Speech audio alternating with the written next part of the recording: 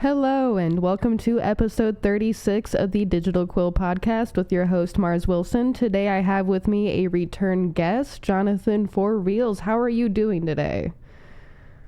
Oh, I'm doing wonderful. I'm very excited again because of the episode number, 36. Last time I was here, I was on episode 27, which is my favorite number, and this time, 36.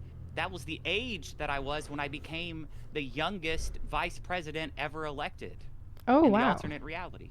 I Yeah, had no idea you were 36. 36 when that happened. Yeah, yeah. You have to be 35 to run for vice president, and 36 making me the youngest, uh, you know, in the current modern system of electoral politics. Now, on that alternate reality Screw you, note... JD Vance. Now, on that note of reality, and no, it's reality. I live in the right reality. How is our President Vermin doing? Vermin Supreme's doing wonderful. I mean, the plans are going swimmingly. He's tweeted his first 100 days, and he is still tweeting about all of the drama going on. Of course, there is some drama going on, as most of you know. There is drama going on between the president and Elon Musk. It's baby daddy drama with our president and Elon Vice. Our Vermin Supreme and Elon, they have had a child together, and they are, I believe, arguing about the name on X. So stay tuned over there. We will definitely be real covering spicy. that in the future on some level, in some way.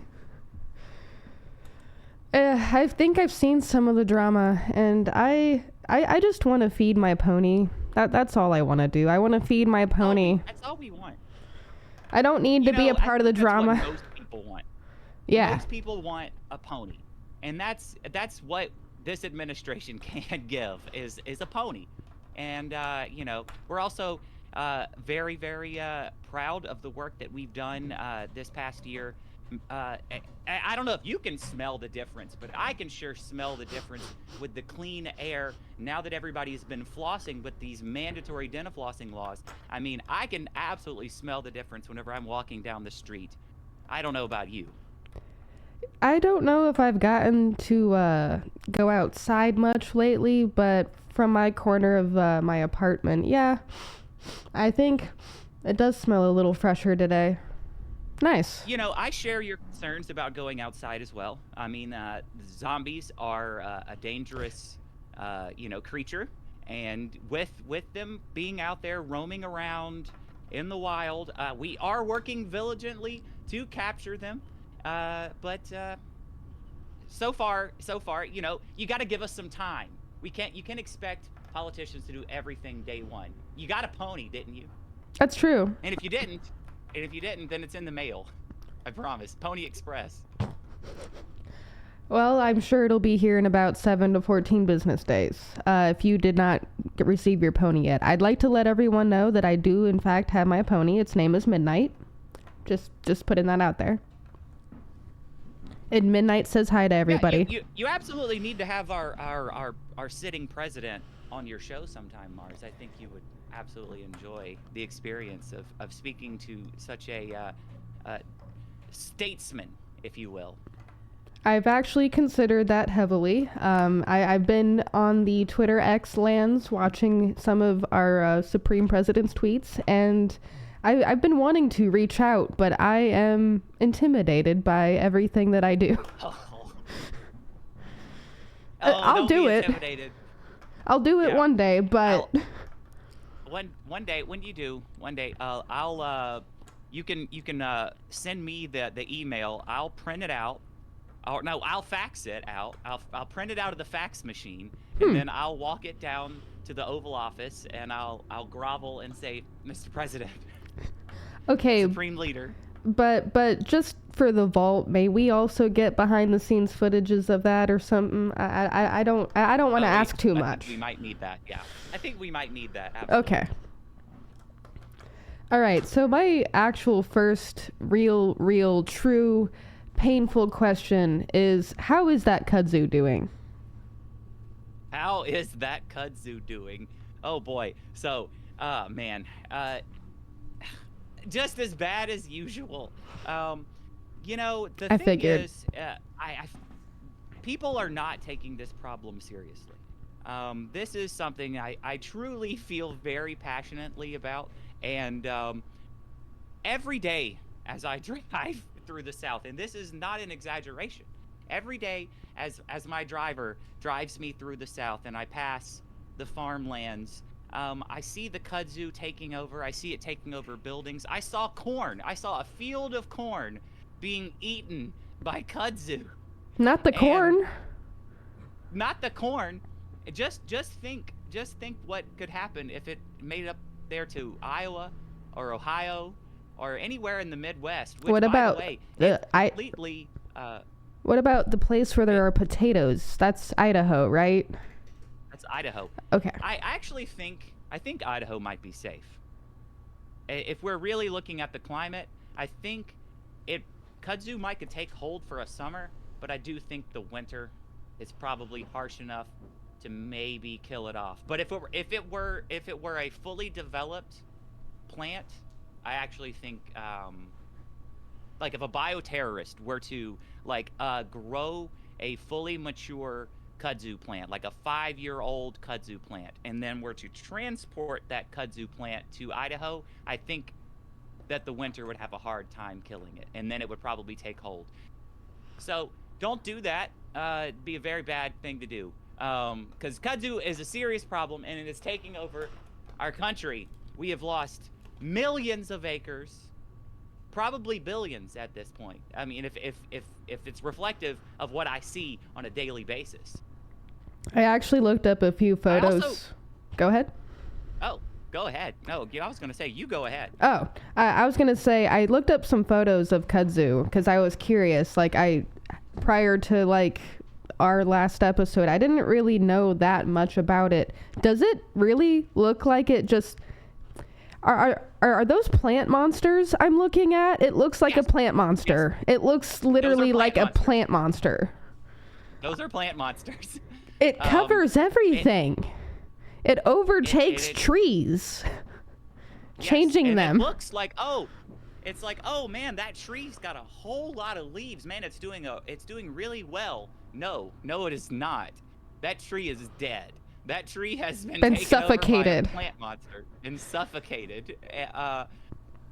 Not only that, what's truly concerning to me is that it's all one kudzu. It's That's all right. a clone. That's right. We talked about It's a that. clone. The way that you clones have to itself. kill kudzu is you have to kill like its main host or something like that, right? Otherwise it will just Right. keep cloning itself over and over again.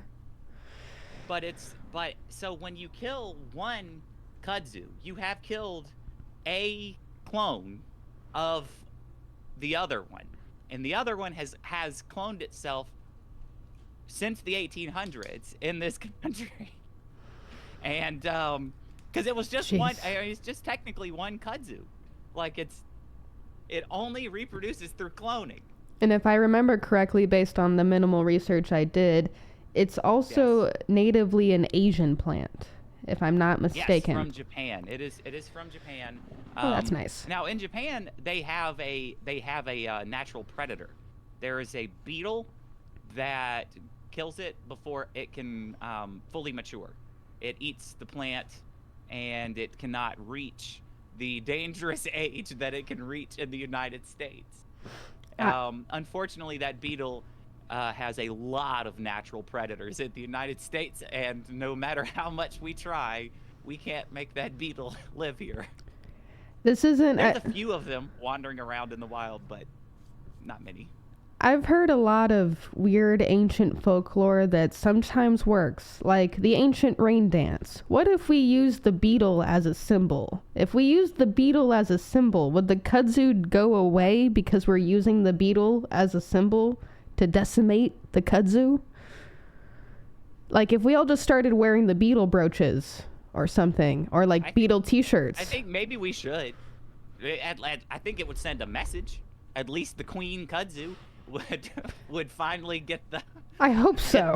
the hint Because after looking at But those photos, I am now terrified of kudzu. I think I'm safe here in the Southwest desert, maybe, but I think so. I'm scared. That stuff looks scary. It probably could live there for a little while. Like December. And maybe yeah, you know, but the thing is like, it would have to be a fully mature plant to even potentially take hold. I know I might have some friends who are into gardening and stuff on here. If you are hearing this podcast, I beg of you, for the love of all that is plant, don't grow kudzu. It is very illegal for a reason. Exactly, and I know how much you guys love doing illegal stuff. Not this one. I know. This is in no way sarcasm or like some sort. You know, have you ever seen those like skits where it's like doing this thing is illegal and you definitely should not do that? This is not that. This is not a skit. Please. This is an actual like public service announcement. Like buy goats. Buy goats. If you want to do anything, invest in goats. That's how you keep your yard safe from kudzu. Do you remember those? I don't know if they still do them. It's been a long time since I've lived in a house, but I used to get sent these pamphlet things during like the holiday season where it would be donations. You donate like a goat or a cow or a chicken to like a family in need in another country or something like that. Like, what if we did something like that, but specifically for the kudzu? We just start advertising, buy a goat today, save the planet from kudzu. I think you're onto something. I think you're definitely onto something. I mean, not to pivot back to the ponies, but the ponies will definitely eat kudzu, but they're not as into it as the goats are. Goats love kudzu. Unfortunately, it takes, I think, 10 goats per acre. So we're gonna need a lot of goats. By my calculations, and I'm really bad with math, everyone go buy a goat today. Just one goat and send it. But those photos what got us into this mess to begin with, is the pamphlets. That's how they spread the kudzu to begin with the Conservation Corps going around being like, have you heard about the kudzu? We'll do it specifically digital only, just so there's no kudzu propaganda or propagation. Is that the right word? Am I speaking in farmer correctly? Propagation, yes. I like it. I think this is the anti-kudzu propagation movement. The anti-kudzu propagation movement. We should put that on a t-shirt. Yeah, we got to put that on a t-shirt. You know, we've done a lot of weird stuff when it comes to like invasive species. Are you familiar with like the pythons down in Florida? A little bit. I do remember hearing about that. I want to say the earliest I remember hearing of that was like 2010, 2011, if I'm not mistaken. Enlighten me. Yeah, so we've got a lot of there. So I wish I could remember the name of the rat. There was a rat problem in Florida at some point, and these like big swamp rats. And people had this idea of like, well, we've got all these like pythons that are like people have in captivity and stuff. Like, they'll eat those rats. Please no. What if we just start releasing them? Please no. So they did, and turns out there were no natural predators for these pythons, and they just kept getting big enough. They definitely took care of those rats, first of all, so it worked. I want to give them credit where credit's due. It worked. They got rid of the rats. But the problem is that it also started eating the alligators. And the alligators were like the main natural predator. And then the snakes kept getting bigger and bigger. And now they're like, well, we could just eat a human if we want size. And like, they'll get under people's houses and stuff. So they had to institute the annual python hunt, where basically they just kind of waive all the gun laws and whatever and say, listen, so we got a week, go out there and take care of it. Just do what you got to do, kill some pythons, If you kill some pythons, bring them back. We'll pay you. If you find a nest, boy, will we pay you for that nest. And boy, do those eggs, those little baby python eggs and all that, they pay good money for those pythons. And so that's what people do. There's like a whole little cottage industry of people that python hunt every year down in Florida. And it's a wild thing, but a crazy situation. Imagine creating a problem and then being like, oh, how about our citizens fix the problem? And then there's a bigger problem because now you have citizens killing off snakes, and then you're not really able to regulate that. So who knows how many they're actually hurting and like what ecosystems they're messing up, because they don't know, because we're not educated on our natural ecosystems in our current environment. Oh, yeah, they're basically saying, hey, and if something happens to you, that's not our problem. Oh, that's nice. Yeah, that's not our. Y'all wander into the Everglades and kill some snakes, please. And we're not responsible for what happens to you. Little Timmy and the softball team. They're gonna eat. How about the t-ball team is dead? Okay, so somebody's got to do something, and it's not us. Okay. I've heard cats are great for rat problems and bug problems, but then you have a cat problem. A cat colony problem. These rats, to be fair, these rats were some big rats. I wish I could remember. Oh, these rats might have fought a cat and won. Okay. Sometimes I forget rats can get that big. Oh yeah, the swamps of the Everglades are a scary place. Something must be done about the swamps. We have to get rid of them. Like, I know everybody's like, we have to conserve them. No. How about we have to get rid of them. Rope them off, and this is just rope them off. Just I like this idea. I think you're right. Okay, how about this? How about we do a Panama Canal situation against Florida, like just the dangly part of Florida, like that little, like everything past that. Honestly, nothing good happens down there. Like, really? Have you seen Florida? Have you seen what happens in Florida? Yes and no. Not really. I've kind of stayed on this Florida. side.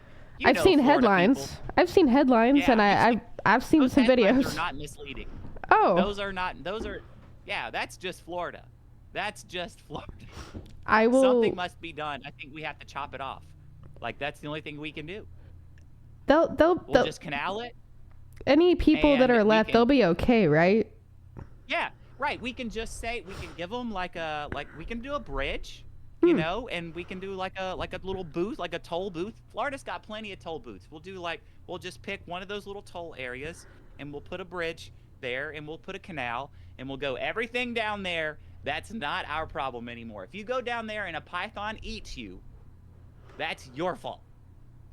And we can let them go down there and do what they got to do. If you want to go down there and get wild with the pythons, that's on you. It's like an amusement park. It's like Jurassic Park, but Florida. That actually sounds kind of fun. Free admission? I mean, you got to have something. You got to do something to you got to have some sort of conservation efforts, you know, keep the animals alive. So you're going to have to at least charge some sort of admission. You can only enter with at least a $5 donation. There we go. Yeah. Donations. Yeah. Because I guess that's how you get tax write-offs or something. I think this honestly solves a lot of the Florida problem. You know, I mean, there's some nice areas, and you know, everywhere that anybody likes to go in Florida. You know, all the tourist stuff. It's all in the north spot, right? You got Jacksonville. You know, everybody likes to go to Jacksonville. Everybody likes to go to Panama City Beach. They like the beaches of the Gulf Coast. That's all. You could put that all above the canal. You just chop the dangly part off. Come to think of it, I don't usually see anyone talking about being in Florida in the dangly part. I usually only see them talking about being in the northernmost part of Florida. More research is needed. I know a lot of people like Miami. I've been to Miami, and it is not does not live up to the hype. Does not live up to the hype.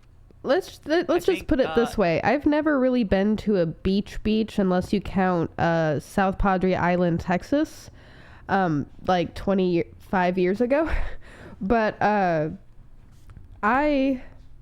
am uninterested in Miami Beach. I have seen enough photos to get the vibe that is not a place I belong and should probably steer clear from. No human belongs there. You know who belongs there? Manatees. Manatees. That was the best thing about Miami Beach is I saw a manatee, and the takeaway that I have from that manatee was that manatee was swimming in a man-made little canal up to a hotel with some trash in it. Like the manatee belongs at the beach, not the people.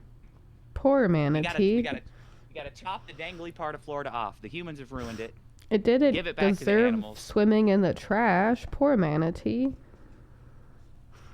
Poor manatee. I actually like manatees. I've never seen one. I thought they were mythical for a long time, but they're cute. They're cute little, not little, but they're Little sea cow. Yeah, they're a sea cow. They're adorable.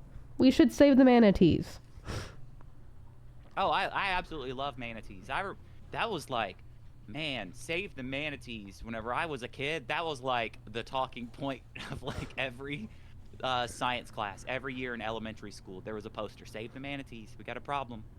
There might have been some But now we posters don't left talk over. about it. Now they're out there swimming in the canal next to the trash in Miami. And that, man, I live in a major city, right? Phoenix. And I live right close to a highway, so I see a lot of trash. Why are we so messy and trashy beings? Like, can we, like, pick up after ourselves sometimes? Maybe? That'd be nice. We're messy beings.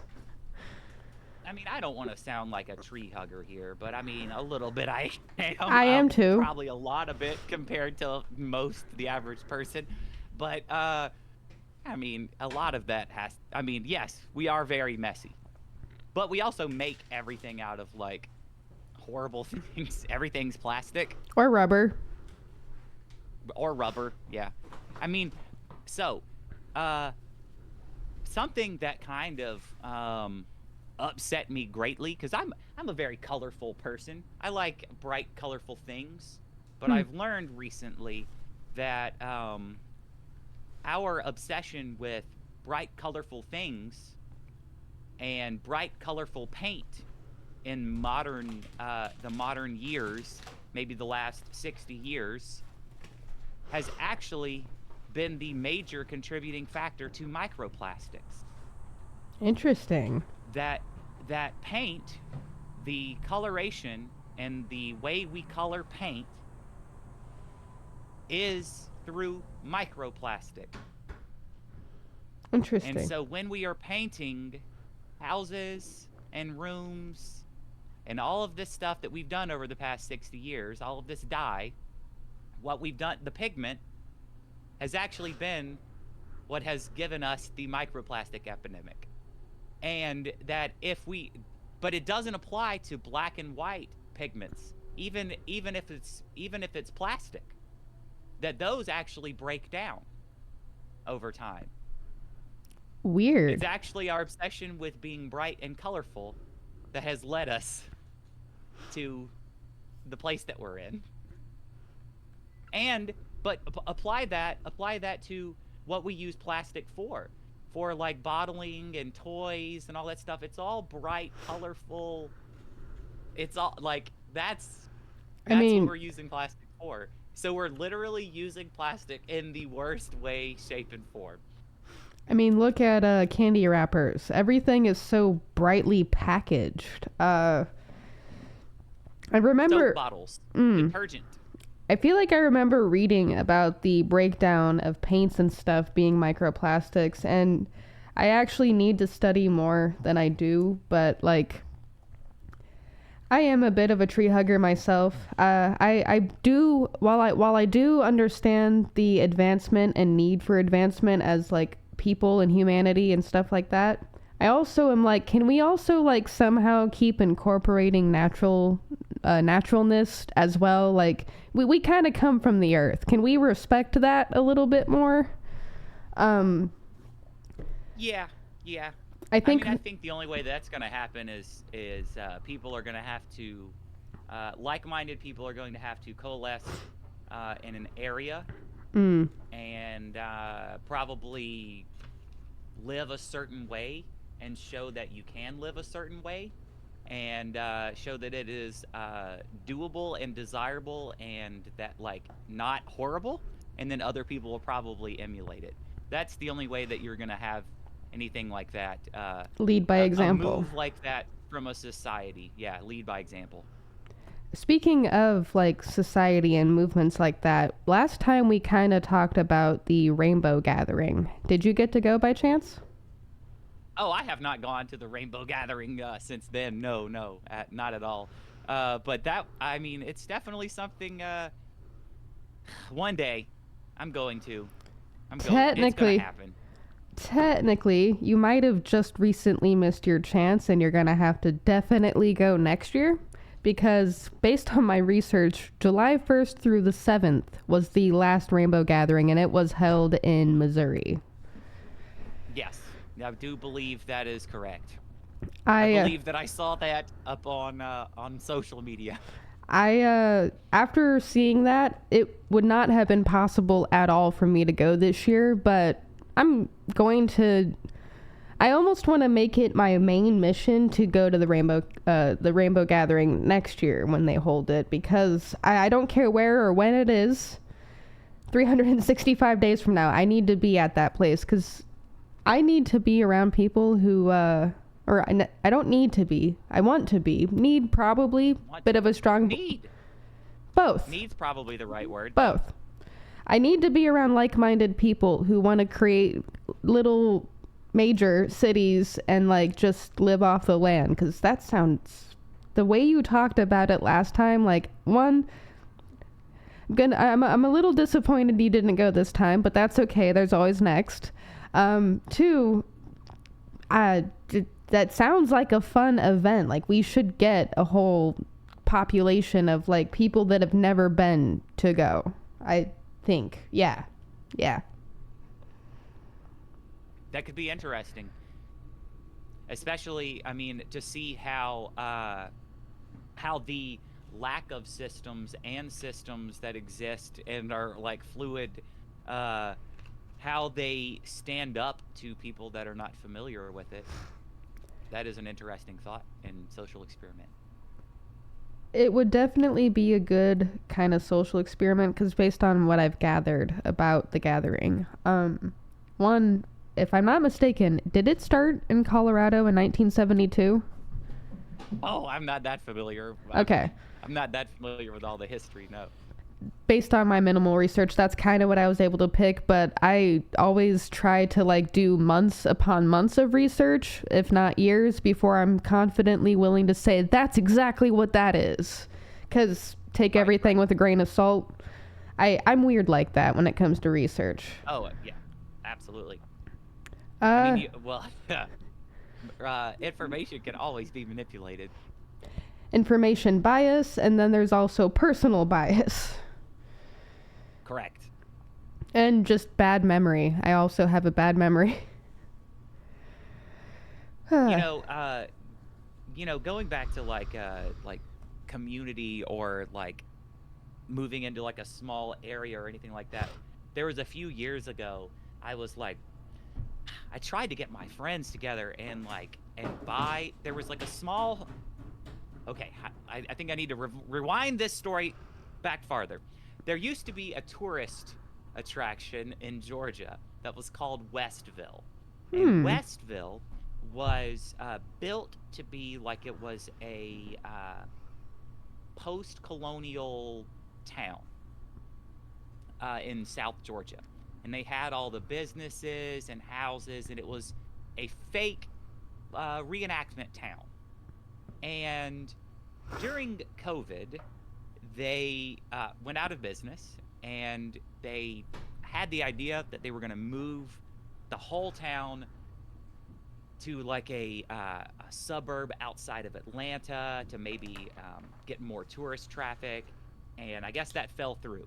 And the person who owned the land at that point decided they were going to sell it, and they had all of these houses that are on this property, basically an entire post-colonial town with very minimal electricity, all hooked up, out there in the middle of nowhere in a place called Lumpkin, Georgia. Mhm. And it was really not that much. It was basically like buying a house.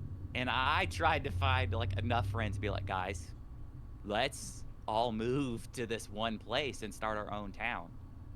And I couldn't find enough people that were committed to do it. I think it would have been really cool though. That does sound like it would be really cool. I feel like I've heard of Westville. Is that mentioned in movies or TV anywhere? That I believe is the name of what is it? That's a TV show. Westworld. Hmm. Westworld is a TV show. Yeah. Westville, Georgia. Interesting. I kind of want to do something similar to that, but I struggle enough to pay my bills as it is now. So buying a property even with friends, like at this moment, like maybe 5 years ago I probably could have, but now I don't know. I do not know. Yeah. It just, we need more stuff like that. I think I touched on it last episode where we need more people who just have the same idea where they want peace and the ability to thrive and like just do their own creative thing. Like we need to literally say, screw the status quo and just go build the communities and sustain ourselves because we can. I know we can. We just need the people, the resources of the people, because I have the ability to talk about it. That's all I got, though. Right. Well, it kind of does start there. You know, you gotta start somewhere, That's true. and spreading that, and the idea has to spread, and having those types of philosophical conversations are the only way you're going to determine whether or not someone else is like-minded, but also sometimes maybe that thought has never crossed someone else's mind, and having that conversation is like that moment where they go, oh, actually I agree with that too, but I'd never even considered that, so don't sell yourself short. Thank you for that. Thank you for that. I appreciate that. That's like all I want to do at the moment is have these conversations about community and stuff like this, because it's like that's one of the reasons why I started the podcast amongst the other 700 billion reasons. I want there to be a sense of community. We all feel so lonely. I feel like there's like a small bit of a loneliness epidemic going on, and we can fix that. A small one. No, there's the scientific evidence that there's 63%. I think it's 63% of men feel lonely in their average or everyday life, and like 40-something% of women feel extreme loneliness in everyday life. So I mean, that's definitely an epidemic. Definitely. So I'm glad you have those numbers because I do not. But yeah, I grew up feeling alone because I had a lot of early onset trauma, and I didn't have a lot of peers who could relate to me because of all that stuff that I was going through and had gone through. And I know what that feels like. So I fully understand and relate to the epidemic of loneliness. And that's not something I want for a single freaking person on this planet, because let me tell you, as much as I want to like detest sometimes the idea that I need or we need people, we'll never ever get away from needing people. We'll never ever get away from needing each other, and we can either come together or we'll all freaking fall, and I'd rather not freaking fall. I'd rather humanity prosper and continue for generations and generations upon generations. Whoa, cats. I have some acrobats running around the apartment, so if you see them on the camera, I'm sorry. no, that's how you get views these days. You need the acrobats. You need the cats. Then come here a little bit more. Where are you? But yeah, Speaking of cats, what are your thoughts on these weird AI generated cat videos that are sweeping the nation? oh man, I've seen not a lot of those because I've been mostly getting the weird Google VO people videos where it's like Yeah. farmers or politicians or something along historical figures. That too, that's been weird. Um, I am not against AI. I am against the unethical use of AI. I'm against it being a tool to divide instead of a tool that we can use to be better as people and more productive and better people. Um, I haven't seen a lot of the cat videos, so I don't have a lot of like actual I'm depth and I'm thought. fine with AI, but this is that where it's they're taking it too far. Cats have had a job on the internet for Yes. for decades, and they're taking jobs from these cats with these AI generated cats. I just need And they're to not know. even good cats. I can feel like I could handle the historical thing because we'll never see the historical people. That's fine. I feel like I could get around that. The cats though, we have so many cats.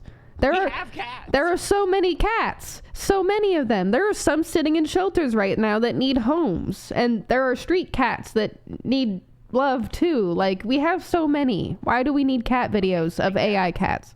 What was that? I have a story to tell you about street cats. Oh, by all So, means.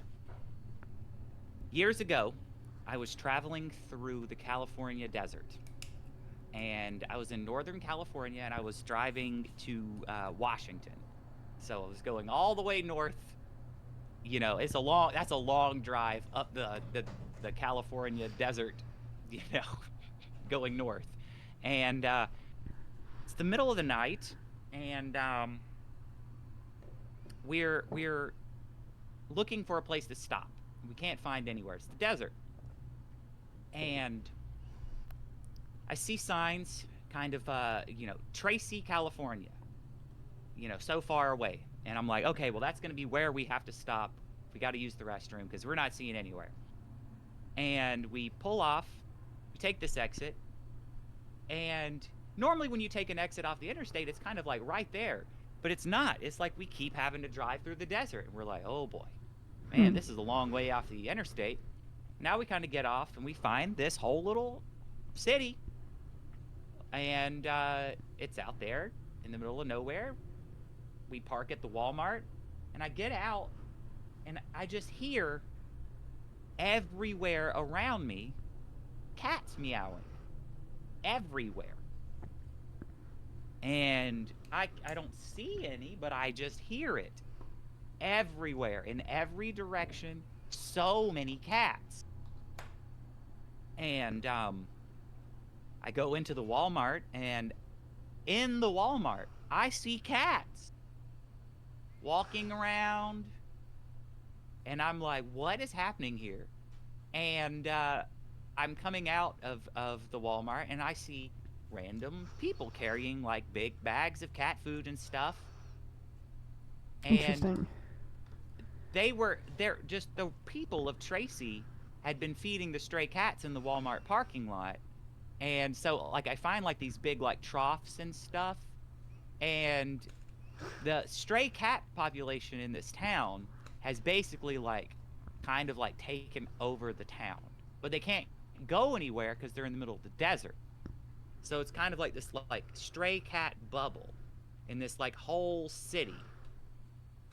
And it's very very weird, and I didn't know what was going on. And like I was like trying to figure out like what is happening here? Why are the cats in the Walmart? What's happening? And we get back on the road, and this is kind of like in the middle of the night. The next morning, we kind of find another exit farther up the California interstate. It's the morning we stop for breakfast, and in the line at McDonald's, we bring up that we had stopped in Tracy, and they're like, "Why'd you stop in Tracy?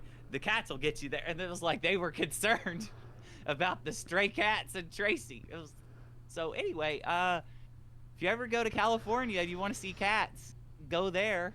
But apparently they might be dangerous. I'm not sure. The guy at McDonald's seemed very concerned. I feel like, guy at McDonald's, your concern might be valid considering we don't know why the people are feeding cats in troughs of cats' foods or like with troughs full of cat food. But at the same time, have we considered that maybe they are using mind control techniques to control the humans of Tracy, to feed them, and that it's actually okay as long as they are fed? I don't. It's very possible because everyone there was very like okay with everything. Like they did not seem in any way concerned. None of the employees at Walmart like they felt like anything was up. Like they were just there doing their thing.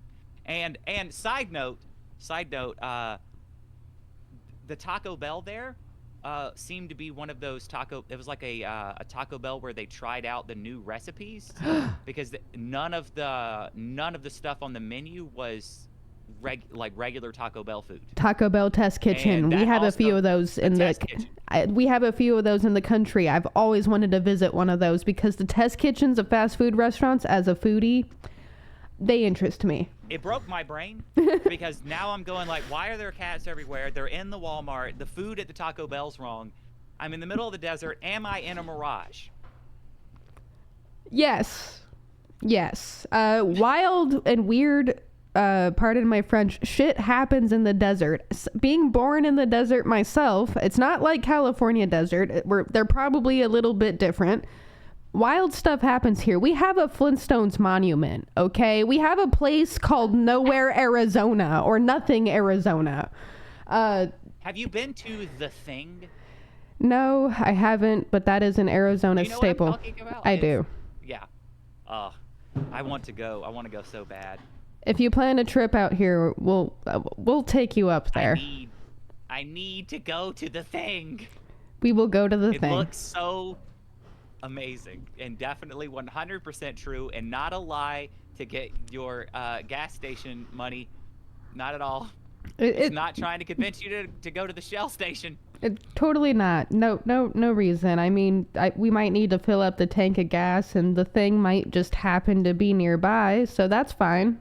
What a great business move. I honestly feel like needs to happen more. That's what gas stations need to be doing more of. And all over the country, not just the desert. Why do we not have more weirdos buying mummies and putting them in a gas station to try and convince people to stop? I mean, it's kind of what Buc-ee's is. That's fair. If you think about it, I guess. They got a big stuffed beaver, and they're like, "Come on."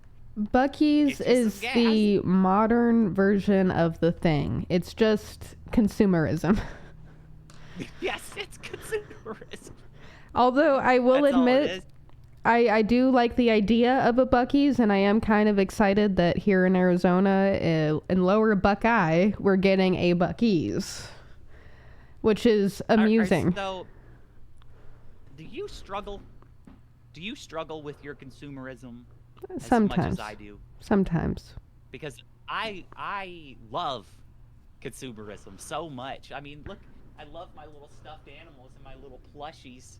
My Buc-ee's. Oh, Aww, my thing. look at here. that. Look at him. So adorable. I just love him so much. But I also know, that it's the root of all the problems in our entire society. Materialism and consumerism. It's something I definitely struggle with. I'm very specific in my niches, so I do have a super secret stash of stuffed animals that no one knows about. A lot of people actually know about it. I collect pens. Look at these. I collect so many colored pens. And anytime I see new pen colors, I'm like, ooh, I gotta have that. Barring all microplastics that are inside of it, of course. Right, exactly. See, I like plushies too. My little podcasting area has an audience. I have little plushies, and they all watch me. I have little Jar Jar Binks here. I have Shoney Bear from the '90s, and I have his son, modern Shoney Bear, who's wearing a hoodie. And I don't know why they felt like hoodie and khakis was how modern A hoodie children wear. and a ball cap? A hoodie and a ball cap. And khakis. And khakis, yeah. Khakis. I don't understand. We could have at least bedazzled the hat. Yeah, but far back in the cheap seats in the bleachers, they know what they did to be so poor. The Beanie Babies, they're back there in the bleachers watching in the cheap seats, but I've got an audience here. Did those Beanie Babies make it into the marks? Those specific Beanie Babies? Oh, let's see. I'm not sure. I do not think that any of those specific Beanie Babies made it into the marks. So they don't have any secrets to share with the audience about the marks. Okay. No, they do not. They do not. One of them, I believe, made it into an unreleased film that I made called Stalking Emo, that hopefully one day will see the light of day. Isn't there some social media mention of Stalking Emo on your YouTube or Twitter X? I feel like I've seen that mentioned. There is a trailer. There are a few trailers that exist out there. At one point, there was talk of it being released. It technically has seen a release theatrically. But it just hasn't made it elsewhere. What do we need to do to make that happen? I do not know. I don't. So the distributor of the marks absolutely wants it. There is some behind-the-scenes production drama that has kept it from ever seeing a digital release. So hopefully one day we'll be able to make that happen. And yeah, but there was definitely one of the Beanie Babies. My favorite Beanie Baby was in that. Favorite Beanie Baby, and which one would that be? I have a few. Aaron, the green bear, was released around the same time as Princess Diana, and I believe it was to commemorate peace in Northern Ireland. Oh wow! When that happened in the 90s, yeah. But yeah, it was my favorite one. Still my favorite one. When I collect stuffed animals, for full disclosure, I don't like calling them stuffed animals. I call them stuffy buddies because they're buddies. They're stuffed. They're stuffy buddies.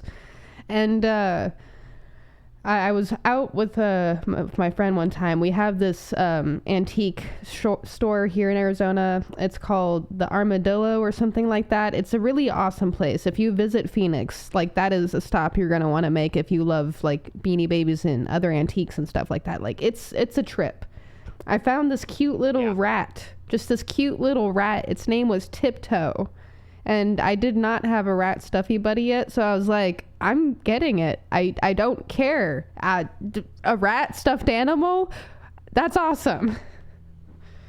It even has the cute little tail. The Beanie Baby people they know that my consumerism is still in effect, and they know that they can release companions to my favorite Beanie Babies from the 90s, and that if they release modern companions to the old ones, that I'm going to, of course, have to acquire them. So I keep an eye out for all of those, and I feel real good about myself every single time that I go buy them. That is a nice little happy joy. Beanie Baby. Honestly, like, people look. So I every time I go to Shoney's, my local Shoney's in Dothan. They used to sell Beanie Babies there, and my friends would always look at me like I was crazy. Like, you're still buying Beanie Babies? What year is it? And I'm like, they're cool though. Look at them. I tell them they're going to be worth something one day, which is what they would say in the 90s, which was totally 100% true. And I'm going to still keep saying it. It's also, because they're worth something to me. Exactly. They are worth something. And someday when you're looking back and you're holding one of your Beanie Babies, you're going to remember that interaction at the store. You're going to be like, oh yeah, I remember when my friend, whatever their name was, gave me shit about buying this Beanie Baby. And, I wonder how they're doing right now, because I still have this Beanie Baby and I am so happy. I wonder if they're happy. Judgmental. Exactly. Buy more Beanie Babies. Buy more. Consume. Consume, consume, consume, consume. All right. That's the key to happiness. I have an important question in regards to Beanie Babies. How do you Yes. feel about the sparkly eyes in Beanie Babies nowadays? The Beanie Boos. Yes. That's what they call them. They've added the sparkly eyes. Some of them I'm okay with. Some of them I'm okay with. I am very, very particular on the ones that I'm fine with. I like the dragons. I don't know what it is about the dragons. The but dragons do like have good the ones. Dragons. I I have some of the dragons. Because I bought one that was really cute, and then I realized that he needed friends. trying to remember the dragons I've seen, because I don't think I might have one dragon Beanie Boo. But what I do have, and I'm particular about the eyes. Anytime I look at them, I'm like a little disturbed because they don't have, they're missing something, or they have too much of something. I don't know what it is, but I have a couple. But sometimes the eyes will be different on one versus the other. That's interesting. I've seen that. I have a little spider. Even though they're made out of the same material. Yeah. Yeah, that's interesting. What is with that, like, manufacturing error? Is that a manufacturing error? I don't know. I think it's personality. It might be personality, which will help naming them.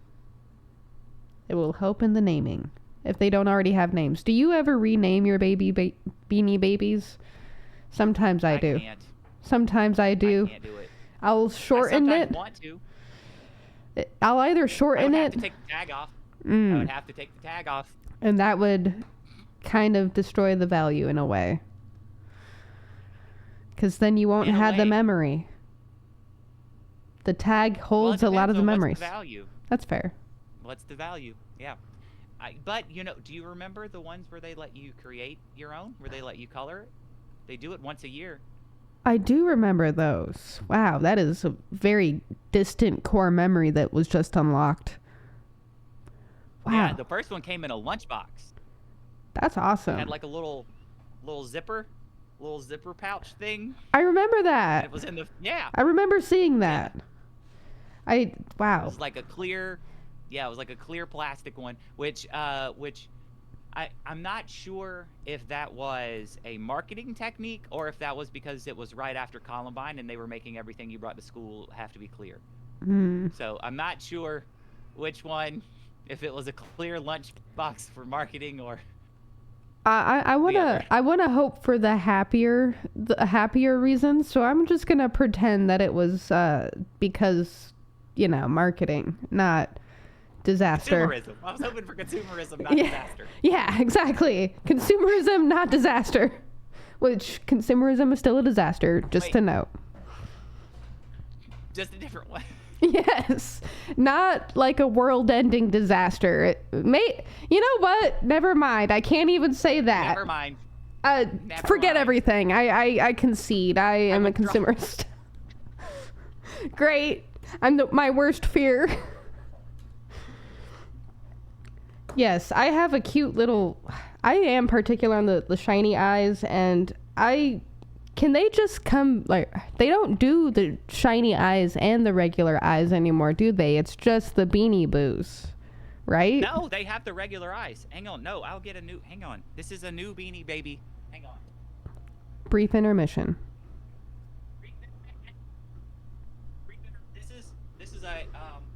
This is a Beanie Baby, but this is Peanut number 2, and it's got regular eyes. Aw, look at you. And Peanut number 2, I believe this, his ear color, Oh, wow. is the color of his original version, which is the rarest main production Beanie Baby in existence. That's really cool. So in an effort to capitalize on the fact that you can't get the original, Um, they re-released a companion for Peanut. I guess Peanut number 2. That I guess it's a junior. I don't know if it's the son. Hey, I don't know if that's. I don't know what's canon. Let's look at the tag. I never read the tag. Let's see here. Peanut number 2. Peanut the elephant walks on tiptoes, quietly sneaking wherever she goes. She'll sneak up on you and hug you'll get. Peanut is a friend you won't soon forget. April 25th. Happy birthday, Peanut. Sorry I missed your birthday. Oh, so that is actually the poem from the original Peanut, I believe, and so that's just a re-release, not even a sibling, just a clone. Consumerism. They got me to buy it. Consumerism is the reason we have clones, I think, or cloning technology. That's why we have kudzu. That is true. Which we flew too close to the sun. But the eyes on the old ones, the little black eyes. Mm-hmm.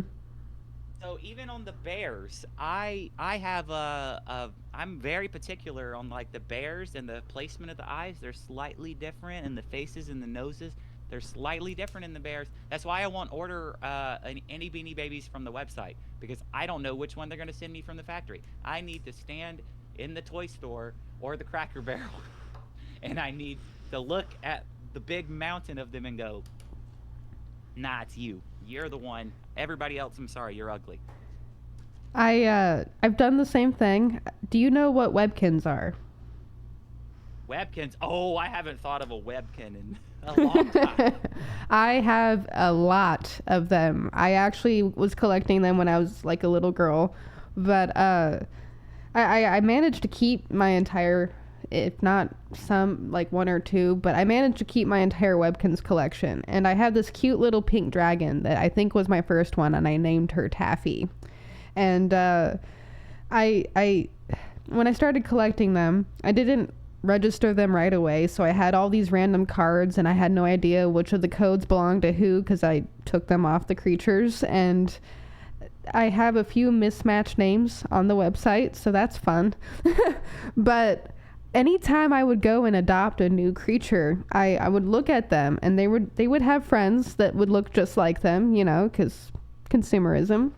And I would look, and the ones that had like a bent neck or like a weird like fin or something, like some form of deformity, I would adopt that one, because I'm like, I don't know if, or well, you don't really look like the rest. You look a little different. I'd like to have you.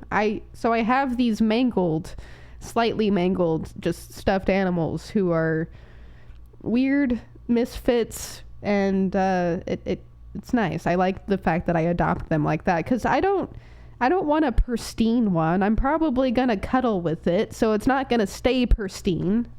Might as well just get Isn't it weird that we gravitate to some when they're all really, in the grand scheme of things, the same, but we look at them and go, no, this one, I like this one. This one's got character. You know what I mean? Like, I feel like everybody's got their own when they look. Maybe some people want pristine, but other people, I mean, you know what I mean? Mm-hmm. Like, it's interesting that, like, you and I could look at a pile of stuffed bears, and they would all be the same stuffed bear. And you and I would pick out probably separate favorite stuffed bears. What happens if we end up picking the same one? Are we gonna have to fight for it? What if everyone in the group picked the same one? Ooh. Oldest gets it. Oldest gets it. Rock, paper, scissors. Rock, paper, scissors. Longest rock, paper, scissors. Speaking of long, have you Furby? Have you seen they're making long Furbies now? Oh no. Oh no. I don't like it. Please no. And I'm talking like they're like droopy and long and like hanging. Are you talking about the Labubus? No, they're Furbies. They're Furbies, and like you got a Furby head, right? But the body. Please no. Please don't make this monstrosity. Long bodies, got long Furbies. A long bee. I don't like it. They're like the newest member of the Furby family, and like I'm seeing like these ads, and I hate every single one of them.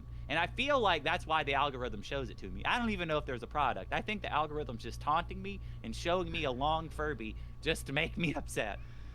You mean something kind of like that?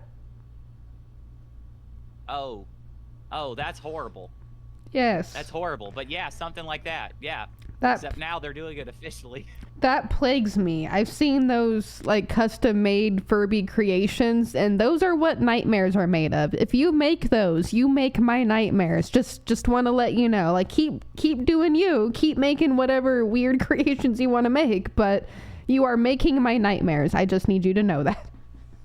Well, the fine people over at Hasbro have heard your cries. Yay! And they've said, hold my plastic beer, and they've made a long Furby just for you. Well, as a My Little Pony fan, since you guys are doing that, and you guys do have a card game, and we do have an Avatar: The Last Airbender video game for some reason, can we get a My Little Pony game, Hasbro? Get on that. Get on that right now. I need another video game. Like on my Switch. Hear that cry instead. Hear that cry instead. I would like to play as Twilight Sparkle and learn the power and magic of friendship. Thank you very much. Shoot lasers out of my horn. That'd be cool. You know, it's interesting that you're a My Little Pony fan. You know, the Vermin verse and the My Little Pony verse definitely have a lot of overlap with the fandoms. Tell me about that, because I am now intrigued.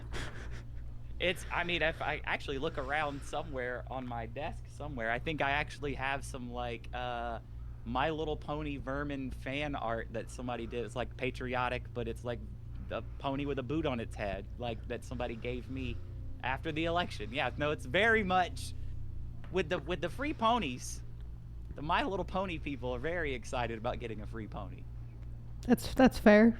That does make sense. Yeah, it makes sense. That's the base. That's the base right there. When his last vice president was named Spike, and was literally his name was that because he was named after the dragon from My Little Pony. Like the My Little Pony and Verminverse are very intertwined somehow. I am definitely going to have to prepare some My Little Pony questions for Vermin Supreme when I have him on. Absolutely have. In fact, I'm going to have to find I think it's a sticker, this My Little Pony thing. So whenever I find it, I'll send it to you. Okay. It's left over from the tour. It's the last one. I wanted to ask you this just in a message, but I'm going to end up forgetting about this at some point. So I'll just ask you here. Last time we were talking about the fact that the Marks had a DVD Blu-ray for sale on the website. I think I was able to put that in the description on our last episode. I was thinking, I have a question of something I want to do. If I send you like $25, $30, which I think is like 10 or 15 more than the price point, because I think it's $14.99 if I'm not mistaken, would you... It's not if I sent you some amount of money, like 25 or 30, would you buy it, sign it, and send it to me? Oh, yeah. I wish you would have asked that question slightly earlier. I don't know if I can get it in time. But this is a great way to do a little bit of promotion. On April 18th, 19th, and 20th, the cast of the Marks will be at ATL Comic-Con, and myself and 5 other cast members and the director will all be doing a panel on the behind the scenes and the making of the Marks. So that would have been a great time for me to get a large number of the cast to autograph it. So I'll do my best to try and get a copy before then. I don't think, but I think Joe might have some. I think Joe's probably going to have some at the convention. So if he does, I'll definitely make sure to get you. Okay, and I will... So yes, absolutely. I will pre-send you that money. We'll discuss those details later. No. It is your work, and I want to support you, so... Well, I'll do that. I appreciate that, but I don't think I make anything off of it, so you're all good. You're all good. Then consider this, you finally made something off of it. How about that? I think there's still a lot of consumerism that has to happen before I'll see any real money off of this movie. That's fair. Can we get the Mark's action figure? Or excuse me, I messed those words up. Can we get the Mark's action figures? Wow, I almost did that again. There are some of them in existence. Oh. Yes. Okay. I do believe that there are a very, very few limited run of Jack Dixon in the style of like a 1980s action figure. They look period appropriate. I'm not sure how to get one of those, but I do know that I have seen some in existence. I think they might have been an exclusive reward for people who like donated to the early on. There was like a crowdfunding thing that funded like I think the video store portion of the movie essentially, and yeah, I think that they might have received a limited edition action figure. So maybe they'll never exist other than that. So I'm not sure. Maybe they will though. For those of But you, I know they exist. They are in reality. for those of you who listen to this show who like wrestling and movies and action figures and consumerism more than we do, you're gonna want to go find those figures just for science. I'm sure they're on eBay, maybe somewhere. Who knows? Or someone's basement. Oh, yeah. They probably were purchased by someone who had every intention on keeping them forever. That's a good bet. I will take that bet. I know that at the beginning of the movie, there's like a wrestling buddy stuffed animal that's in like the opening scene of the film. That is like it's a toy that was made for the movie, and a few of those were made, and those exist outside of production, but they're super limited as well. They were a raffle. They were given away at a raffle at the premiere. So super hard to get that as well. If I remember correctly, what dates did you say you were going to be at the Comic-Con or the con that you're going to, or that's coming up? July 18th, 19th, 20th. As of right now, and I want to say this goes with a huge disclaimer, because everything at conventions are subject to change with the lineup. Lineups do fluctuate. But as of right now, we will be doing lights, camera, leg drop, the Marks panel on Friday at 3 p.m., I believe. But that is subject to change. So 18th, 19th, 20th is what they told us to promote, just in case we're on the 20th or the 19th. And you guys will be there all 3 dates? Or is it just the one day? We'll be around. Okay. We'll be around, but that is when the panel is, yeah. All right. And that is the Atlanta, Georgia con? I forget what. ATL Comic-Con. ATL Comic-Con. That okay. is Atlanta, Georgia. Atlanta, Georgia. Yep. I'll be sure to include that in the description, just the dates and stuff, so if anyone needs a quick reference of that Comic-Con, they can hopefully meet you in person. And if they get to meet you in person before I do, 1, screw you. No, I'm kidding. 2, please ask all the questions that I do not get to. There's some cool merch that I think is just kind of like being like given. I think it's going to be given away to people in the audience. I do not really know. I've just kind of like seen it in the like production group chat. You see, that's not fair. I could have lived my whole life without you telling me that. I would have been fine, but now I'm disappointed. Thank you. But I think it's keychains that are. I love keychains.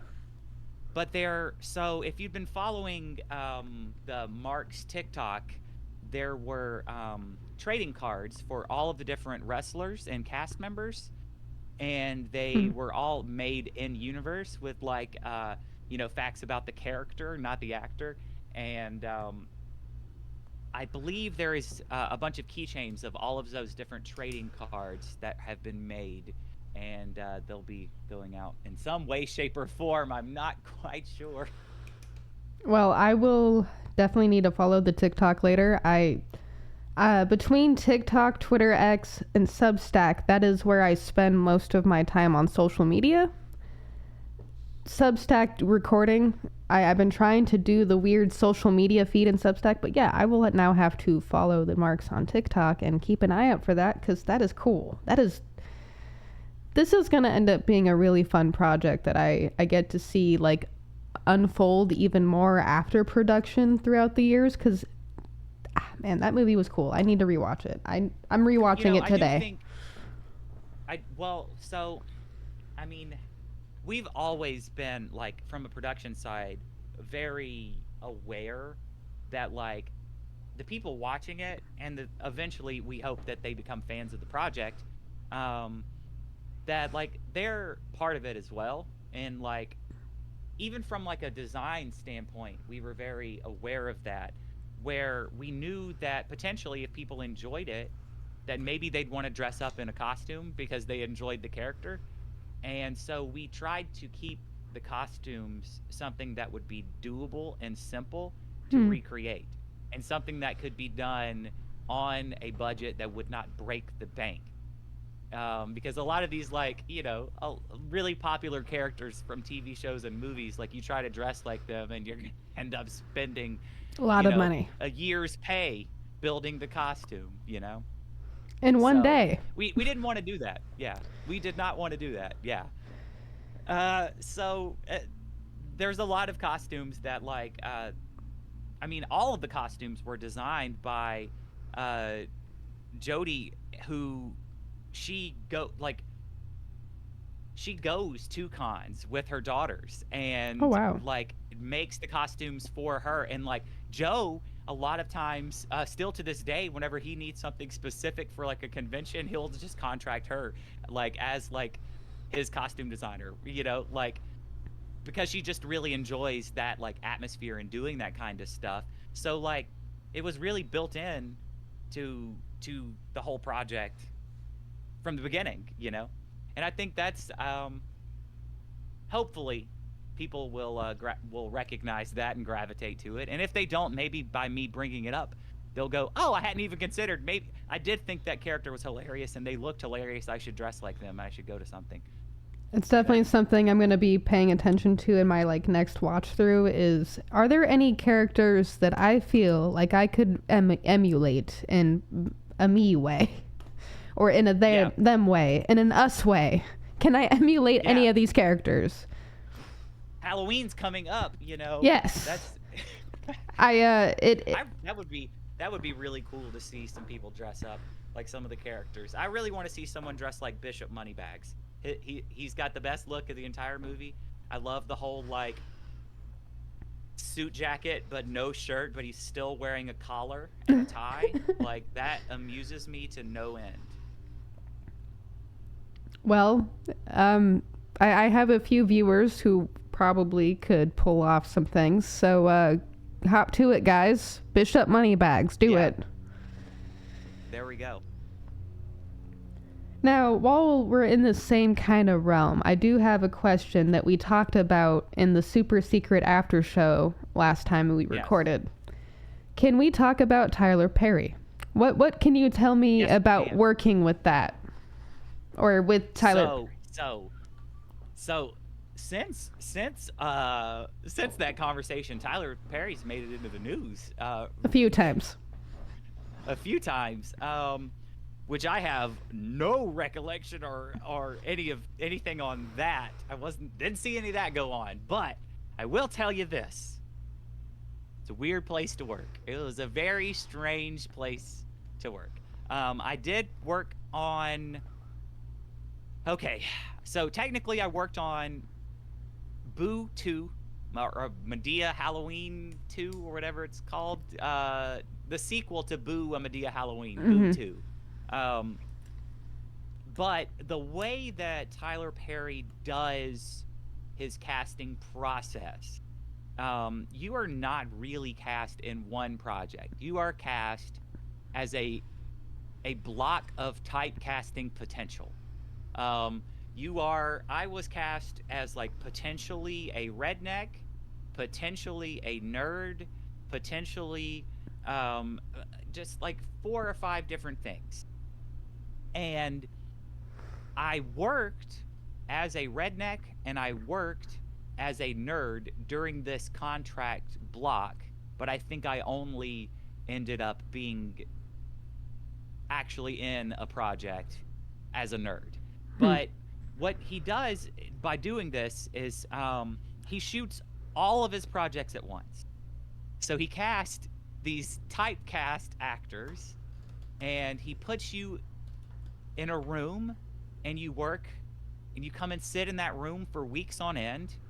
And if at any point while he's making any of his projects, he needs any of those people that you are typecast as, he's got 4 or 5 people as an option to look at and go, he doesn't have to go through the entire casting process. He's already got 4 or 5 on retainer. Hmm. And and it's more cost efficient to keep you in a room for a few weeks than it is to go through that entire process and to shoot everything all at once than to have these people come in and out of productions all year long. So the way he accomplishes that is he bought a military base and he runs everything very much kind of like it is still a military operation where you show up. In fact, before you even work your first day, you have to go through security clearance, and they come in, they take your picture, they have you like sit in like this office. They go through like a whole thing. They give you like a name tag uh, badge that you have to get printed out with like a barcode, I think, on it every time. And so you go through that first security clearance day, and then every day you come in, you park in a parking garage, you come in, you put your phone away. You do not have access to having a phone while you're on Tyler Perry's property, and you sit in this what used to be a military auditorium that Oh wow. has a cafeteria off to the side and a few like smaller offices and stuff like that. And you just chill and hang out for days on end. Um, it's a very, very, very odd experience and very streamlined and um, it's cost effective. But weird story while I was there, and I think this is probably the story you want to get to. Um, one day, I didn't have my phone, and nobody had their phone at all. Um, one day we were all just kind of sitting, having conversation, which you definitely do when you're not on social media. Um, you know, It's amazing and how you get people yeah, without their yeah. phones. Some people, of course, read a book. Some people brought their their laptop, but they didn't have Wi-Fi, so they were just doing whatever. I don't know what they were doing. Um, Maybe writing a screenplay, Hmm. something like that. I don't know. But most people are just talking, playing Uno, very popular, very Hmm. popular. But one day, somebody brought up to the class, to the group, um, that if you get on Amazon, um, you can order entire bags, huge 5 pound bags of Lucky Charms marshmallows. And I was like, well, that is you can for real? And everybody was like, yeah, yeah, yeah. And like some people were shocked by it. Some people were like, yeah, yeah, you can. And it was like this whole like discussion. Oh, I'm going to order that. Oh, I'm definitely doing that. No phones anywhere, just a friendly conversation. Well, when you work on a movie set, you're there 12 to 14, 16 hours a day. I mean, it's a long, very boring job a lot of times. And I make it home. It's late. I honestly probably only have like an hour before I'm telling myself like I really need to be in bed because I have to be back up early in the morning and go back and sit at Tyler Perry Studios. Sounds And exhausting. I scroll on Facebook and I start to see ads for Amazon telling me that I can get the Lucky Charms marshmallows. Interesting. But I don't know how I'm seeing why I'm seeing these ads because I did not know about these Lucky Charms marshmallows until before. My phone, typically people say like ads your phone's listening to you and that's where the ads are coming from, but my phone was not I was in a high security environment where you can't even have a phone. No one had a phone. Where are the And you phones can't say that held? they are held in a locker in a separate room. Okay.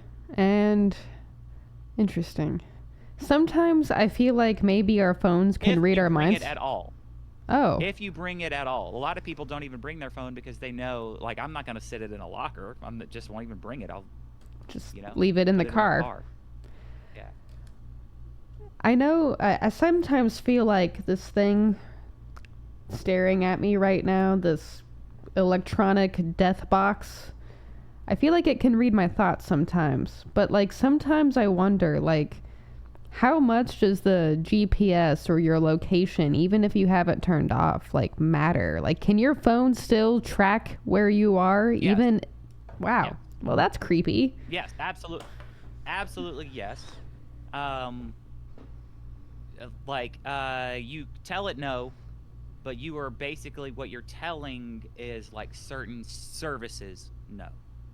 You are not telling your phone itself and the system that is in place no. You can't tell that no. Yep, getting a flip phone. Or not never having a phone again? That's an option. Did we talk? Did we last time? Did we discuss the national dead zone? Uh, a little bit, maybe. I feel like that's familiar. We can discuss it now. There is an area. I want to say it's on the border of Virginia, West Virginia, like that kind of like area in the mountains, where uh, where it's about 100-mile radius where there is no cell service, and it's done by design. They have some very sensitive satellites in this area, and in the 1950s, they instituted the National Radio Silent Zone or the National Dead Zone. And you're not able to have microwaves, radios, cell phones, Hmm. basically anything that creates radio waves, electromagnetic waves, anything like that cannot be within 100 miles of this satellite. Interesting. People live there. People live there by choice. People move there to get away from the modern technology and the radio waves and stuff like that. Some people that live there say that you can feel a difference. They have trucks that drive around patrolling looking for the radio waves for people that smuggle it in case. Um, Interesting. it's a really bizarre thing that just exists and is happening like every single day and has for For all of our lives. And there's actually been a lot of discussion recently, though. There's a new mayor in one of the little small towns that wants to end it. That's like his entire agenda, and he's saying that we have to think of our first responders because it puts them at risk because they can't have modern technology. So, so after all these years, we have to think of them because we've had a problem for all these years. But anyway, with that being said, though, what's interesting is how they have systems that they rely on that are very different than our modern systems and what everybody else rely on. For instance, when there's bad weather, Hmm. they all go to the general store because it's a well fortified building that's strong and everybody knows where it is and knows how to get to it in a central location. They all get there, figure out if there's any type of an emergency, if they have landlines and things like that, you know. Mm-hmm. And if people need help, that's how it becomes their like base of operation. um, but it's also kind of like their town square. You know, if you want to socialize, everybody goes to the general store. It's got a little restaurant and they all hang out and they have discussions and stuff like that. Instead of being on social media, they all just have in-person conversations. um, From someone who's been it's a so modernized and has lived in only a city their entire life, like that sounds like fake news to me, but it also sounds nice. That sounds nice. Yes. It's a real. I wish I knew the exact name of the city, and I really need to commit it to memory because it's a place that I want. I want to visit. Ever since I heard about it, I feel like it could be a whole lot of fun as a field trip. Like it's, Uh, like an experiment and experience. I am down for that. yeah, that's. I mean, I think there's, really like one real town, quotation marks, and then like a couple like little incorporated or unincorporated areas. Hmm. But you know, it's a whole very very rural area, very taken over by kudzu. I'll tell you that. Oh, I'll tell you that. I've seen pictures. is it? I hope it doesn't look like anything I looked up before we recorded today. If it Little bit. does, oh no. Well, I'll just bring a goat with me. That's fine. Yeah, we got to bring goats to the mountain. Some mountain goats. Oh, mountain goating. That sounds like fun. And can Yeah. we also potentially yodel? Absolutely. All right. Oh, the other really cool thing is that they'll let you go to the satellite, but you can't bring your phone or anything with you. Good. But when you go and you can't bring like digital cameras either, but they have film cameras, disposable film cameras and stuff at the gift shop, so you can actually still go around and like take pictures and stuff. But I think it's within like 10 or 15 miles of the satellite. They don't let like anything digital at all, so Nice. you go full off grid. Yeah. Nice. All right. This is a field trip I am now mentally preparing and planning for in my mind. And I now finally potentially have a use for creating a daguerreotype camera or like a pinhole camera just out of random materials. Yeah. Nice. I now have a reason. I'm honestly concerned that I'm going to show up there And not leave. and I'm going to feel the lack of electromagnetic energy that people talk about. And right now I go, okay, that's probably just like a placebo effect. You know, it's probably just, it's quiet and you can hear yourself think. You know, in my head, that's what I think, because there's a lot of places that I can go where I can just feel a difference. You know, it's quiet, it's wilderness. Mm-hmm. There's not, you know, there's a stillness. But then there's the other part of me that's like, I'm gonna get there and it's not gonna be that. It's gonna be something different, and I'm gonna come back to the magnetic energy, and I'm gonna be going like, I've got to get back. I've got to get back. My problem that I can foresee myself having is I already know what it's like for me to leave the city and just go to Flagstaff or like Sholo or Payson for the day. It is so nice. It is so nice. When I went camping the last time and I came back, it was literally only for a night. I went camping for a night. I came back and I'm like, oh, everything's so loud. Like everything was so much louder and like screaming at me. It was almost deafening my first day back. And I'm like, I need to go back to the woods. I can't do this city shit anymore. If I end up experiencing... If it's quieter than that. Yeah. It might be... How could you come back? I don't know. I don't think I could. If I ended up going to this electronic free town, because I had my cell phone with me up there, I was taking pictures. If I went to this electronic free town, I'm probably going to have the same problem you are. I'm not going to be able to come back to the city. I might melt if I come back to the city. I might just disintegrate. You can't use a microwave. That's It's fine. that far back. Like, you're stepping that far back in time by going here. That's fine. That's Yeah, fine. I mean, and it's really like, oh man, like think about this, okay?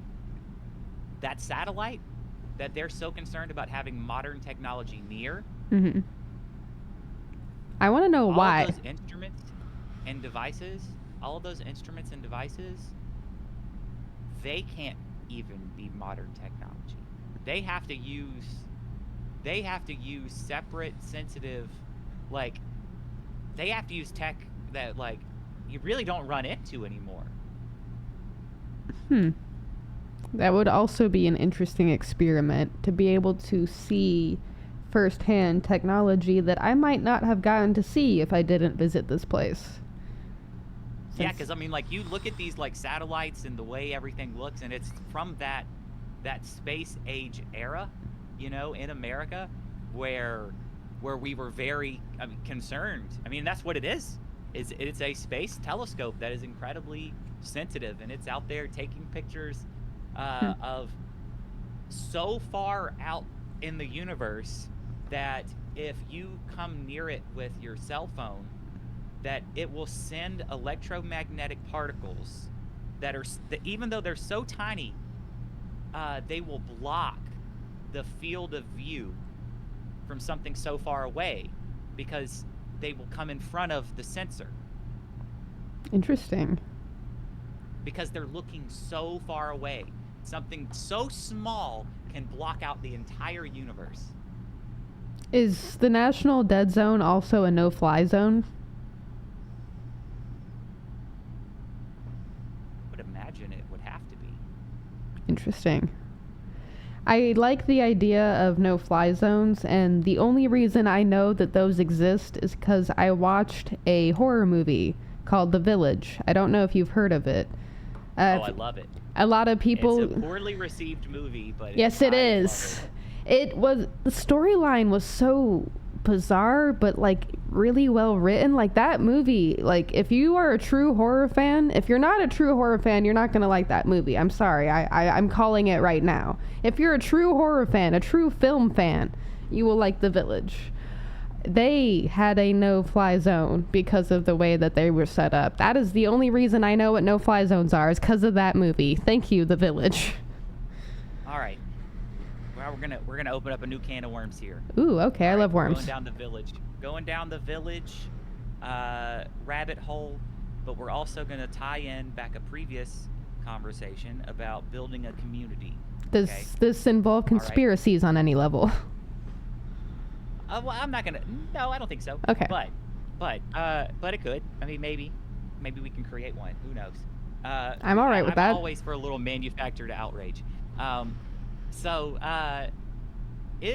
Would it be ethical for a group of people to pull a little bit of a village situation, but let's not go all the way back to the 1800s. Yeah. Let's just roll it back pre-social media. And you just kind of like, you just rolled back and you had a pre-social media town that kept to itself, but everything was curated. You didn't have, you had like a closed circuit television feed that broadcast shows that didn't discuss social media and didn't discuss the consumerism and didn't discuss certain things, and everything was meticulously curated. And then you started bringing in new people, as in new children, birthing children within the community, and you kept to yourself, just like the village. Is that ethical? Is it wrong? Not going all the way back, not removing are all we society. are we We're just saying going back like to like The 80s, 90s. We're going back to like 97. Maybe not even that far back. Let's maybe go back. That's even too far back. We're going back to year two, right before 9/11. 9/11 has not happened. Is that ethical? I mean, I guess that depends. It's kind of like being Amish, almost. It's like the little Amish light, Mina light. The ethical depending part is, I guess it kind of depends on other people. Are they going to think that it's ethical themselves? There were a lot of questionable everybody things. could be there voluntarily. Well, then, if they're there voluntarily. But the kids are no longer. They're not voluntarily. At that point, when you bring a new generation and they still think it's the year 2000, and What's the crime rate look like? real low. And everyone's able to eat and have a roof, so to speak, in this village? Yeah. All right. I feel like it, on a lot of levels, I would lean toward ethical. How many generations until it becomes unethical? That could vary. I feel like, I want to say it would take a while, but it really depends on external forces, I feel like. I feel like if one or two things were to go horribly wrong, like someone from the modern era, a time traveler, were to like appear, it might disrupt the system. I mean, the Amish do kind of send their kids out before they become like an adult or something like that to like experience the modern world, to like decide if they want to stay Amish or something like that, right? Are we talking like that's not happening in this village? Maybe we add that in. That's a interesting. That's a fun thing.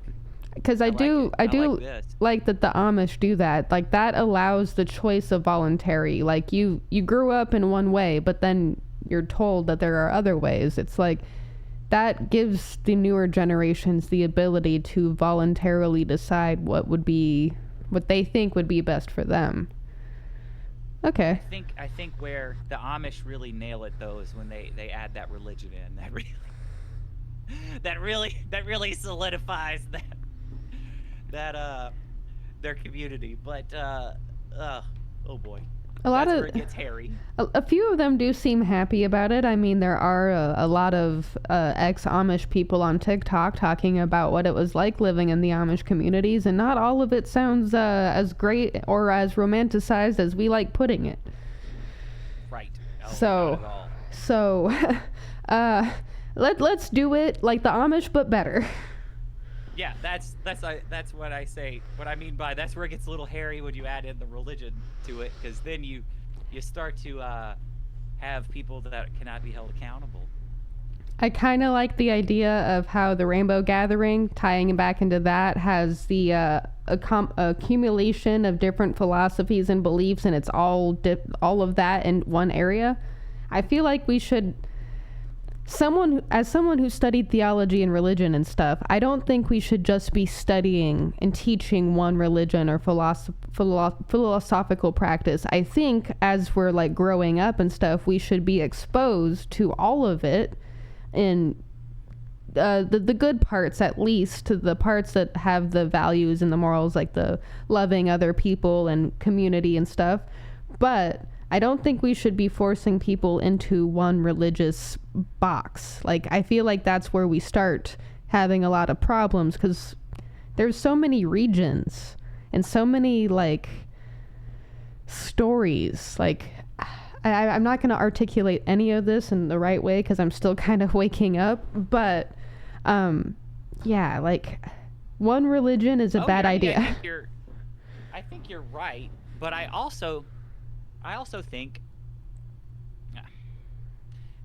there's a lot of flavors for, depending on one size doesn't fit all, for every person. But I think, if you really zoom out and think about what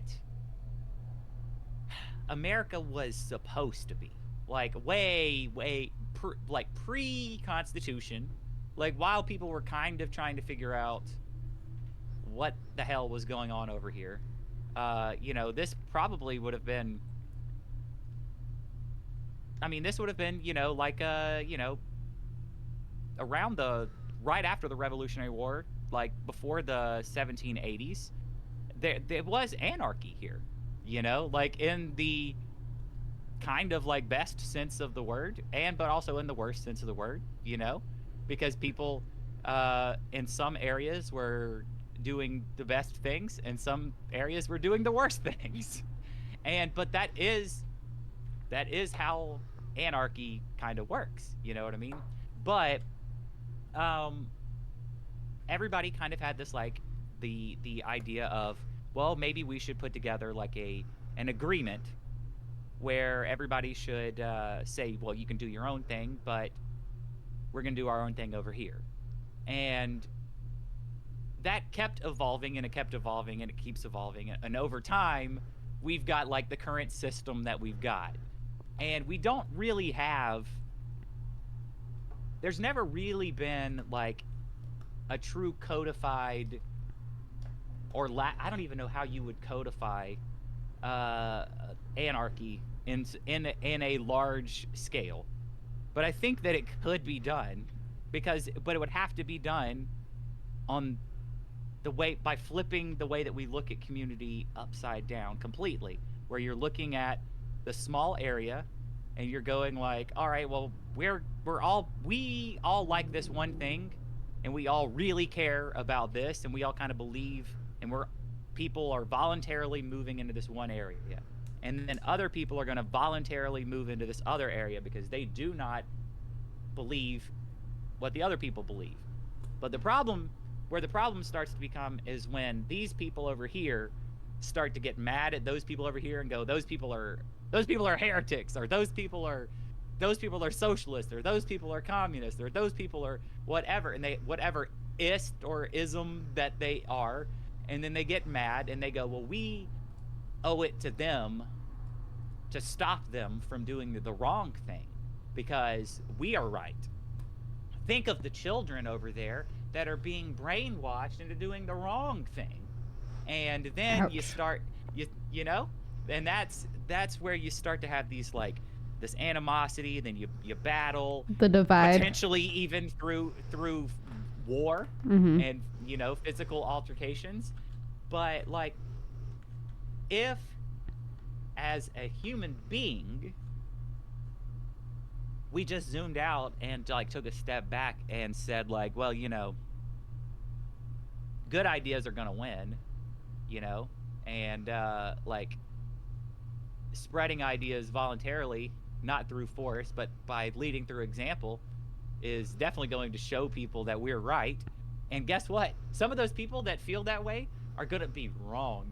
And they're going to lead by example, and everybody else is going to go, yeah, I still think that sucks.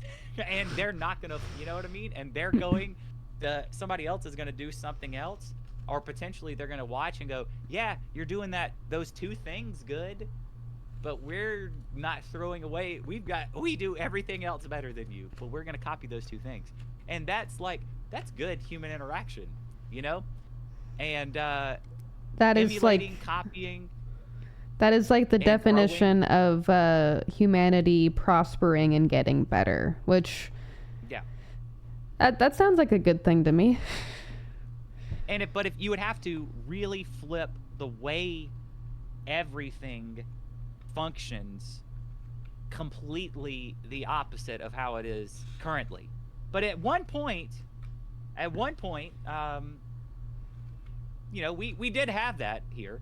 Unfortunately, when we did have it, we decided to kill the Native Americans, enslave multiple races of people.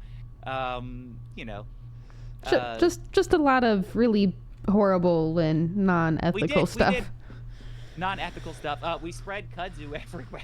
Yeah, that. Let's see, what else did we do? Microplastics. Yeah, we did that later. Much later.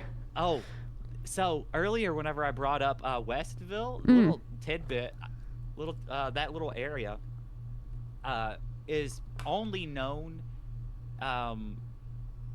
nationally. If anyone ever knows Lumpkin, Georgia, it's only known because of a place there called the Little Grand Canyon. It's Providence Canyon is what it's really called, and they call it the Little Grand Canyon. What it really is an ecological disaster. Oh, fun. Poor farming practices in the early 1800s. So while we were ripping all the Native Americans off the land and settlers were moving in, there was like a big population boom, and everybody just started just like farming and farming and farming, and like the horrible farming practices and not caring about the soil or the environment caused erosion to become such a problem that it literally opened up a fucking canyon in the ground. The earth opened up and tried to eat them, and now we have the Little Grand Canyon, Providence Canyon. I'm imagining the earth opening up and eating people, and that's both a funny and terrifying thought. Mostly terrifying, but a little funny. I don't think it really opened as fast as I'm making it out to be, but like that's how bad settlers were messing up here. Jeez. In the South. They moved in, pulled all the Native Americans off, and within 10 years. Oh, you mean the people that actually knew how to use the land that they were living upon? The people Yes, we could have those asked people. questions for and like actually not created that canyon? Yes. Mm. Yes. Those people Nice. we ripped them off of the land, and then within a decade our farming practices were so bad that it opened up a canyon. And coincidentally, this erosion problem didn't go away. And can you guess what they planted to try and fix the erosion? Oh no. Was it kudzu? Oh yeah, absolutely it was. And when it's all just so we're very smart creatures. Is that a Very green ethical. canyon then? The little green canyon. Green canyon. So we have a brown one. Or tan, some kind of desert color. It actually is majestic, quite frankly, to go to see this canyon and to really think that at one point there was at full disclosure, I did a little bit of research into it. At one point there is a deed that discusses a very small kind of like ravine canyon in somebody's deed from when settlers were first moving into the area, but it is in no way a canyon. Like it is like a little small, so it's basically like all of the farmland just decided no and just fell into it and went away. Yeah, all the stolen land. And this is a lesson. But it is a really cool place to go look at. This is a lesson for future generations who listen to this podcast or anyone. If someone is there before you, ask them about the land or whatever it is. They might have answers that will keep you from perishing. Ask questions. Asking questions is a great thing. We should do more of that. Are you speaking of just like getting rid of something that or doing something without asking, beavers. Beavers. Are you familiar with how much damage we've done to the environment of the United States by removing the beavers? I feel like I've read. This is a fun rabbit hole to jump down, and you should absolutely do that after the show. But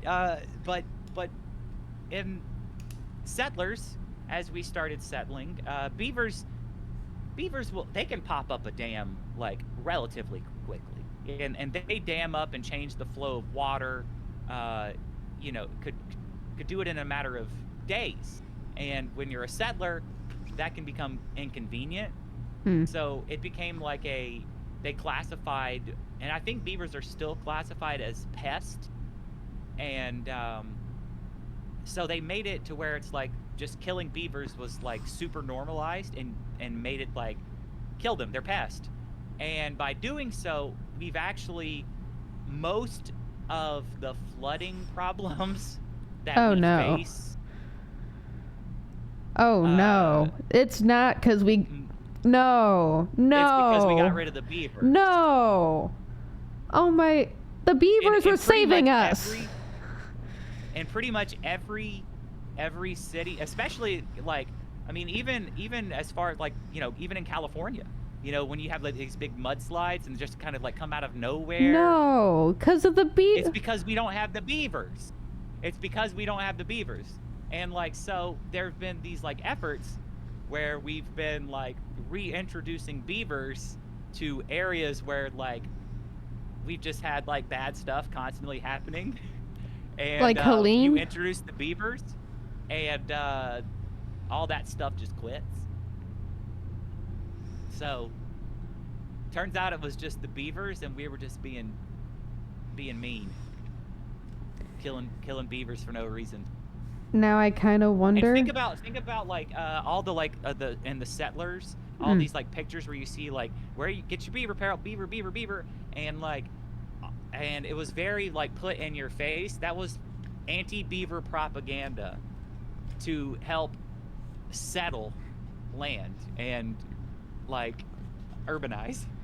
Here's an idea. That word, what's it called? Oh yeah, coexisting. We should do more of that. Maybe. I don't think we Maybe. need to be eradicating beavers or anything else, really. But how about this? Alternatively, we could get a bunch of pythons and we could sick the pythons on the beavers. That sounds like a terrible idea, but we'll try it. We'll try it. Oh, that Floridian. I must be too close. It's rubbing off on me. You are in the Wiregrass area, so you probably. That's correct. Yeah. Which is why I'm so concerned about these pythons. And the How kudzu. soon until they start creeping over the border.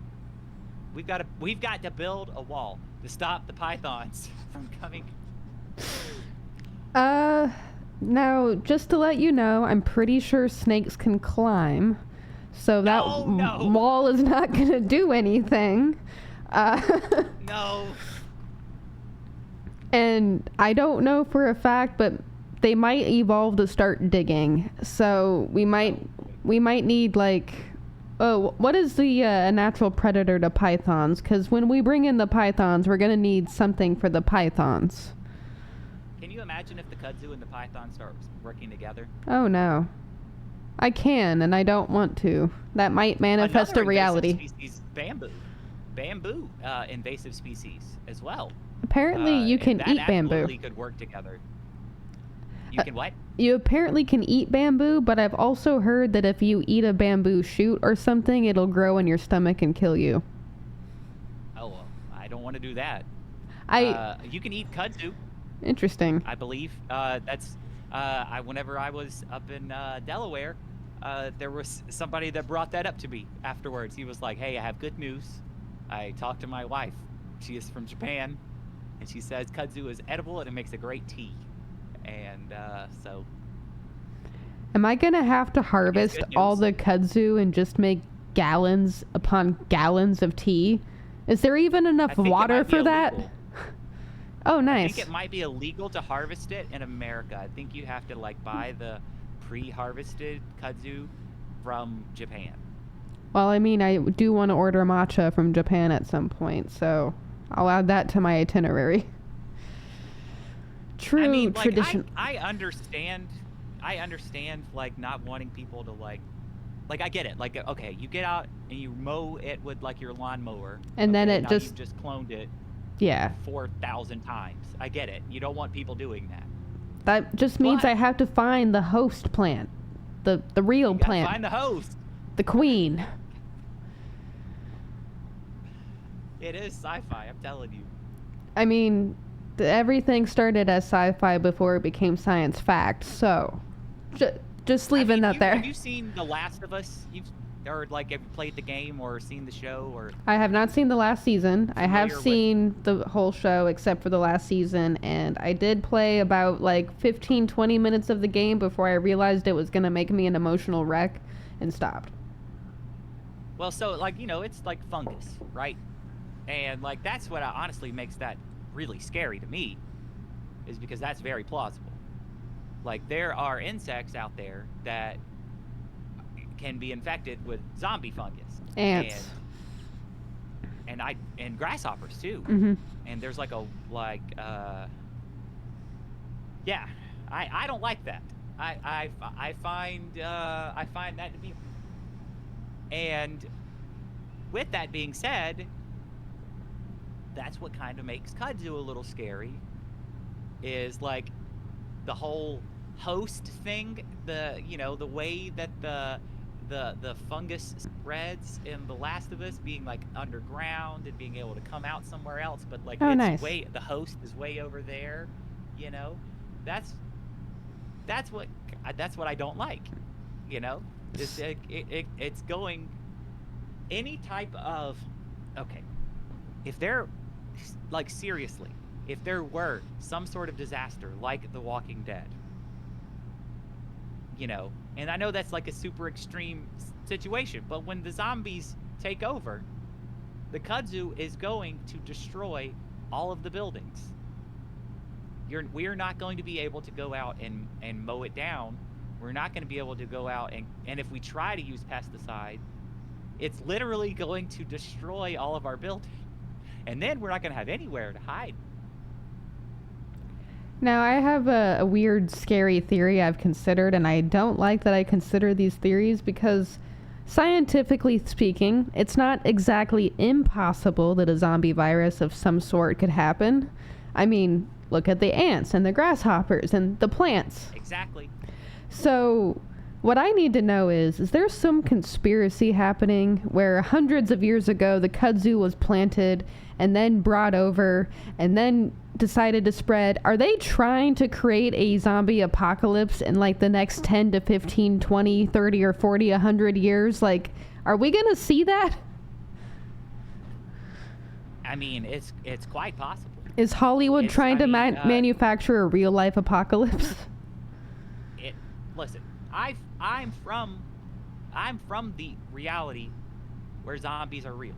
And I've seen what goes on. Of course, I'm from the reality where we have Vermin Supreme and his brilliant leadership. He cares about the environment. He put the zombies on the turbine, and he's got our free energy. He's just dangling brains right in front of him, and now society is happy. But I can't speak for every other reality, and I can't speak for what type of destruction the zombies will bring to the people of these lesser realities. I mean, can you imagine? A zombie outbreak with either a Donald Trump or Joe Biden president? I don't want to. I'd rather. Can you imagine a zombie virus with an RFK as the head of Health and Human Services? You're creating the script for the next horror movie. I'd like to ask you to stop. I'm kidding. I mean, I don't have to imagine it because I live in a safe and a good reality, ruled with an iron fist, but a good reality, a supreme reality, and I just feel bad for the people who don't. Likewise. But potentially in that reality, could there have been a conspiracy? It's possible. I mean, when you look at these events, I mean, there's a lot of people out there that discuss time travel with Nikola Tesla, and discuss these World's Fairs events as places where experiments that we don't understand and have been covered up for a century. People discuss these events and happenings, and kudzu just happened to be there.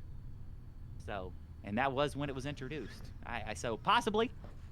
I can't say for sure. I do not have access to the time machine.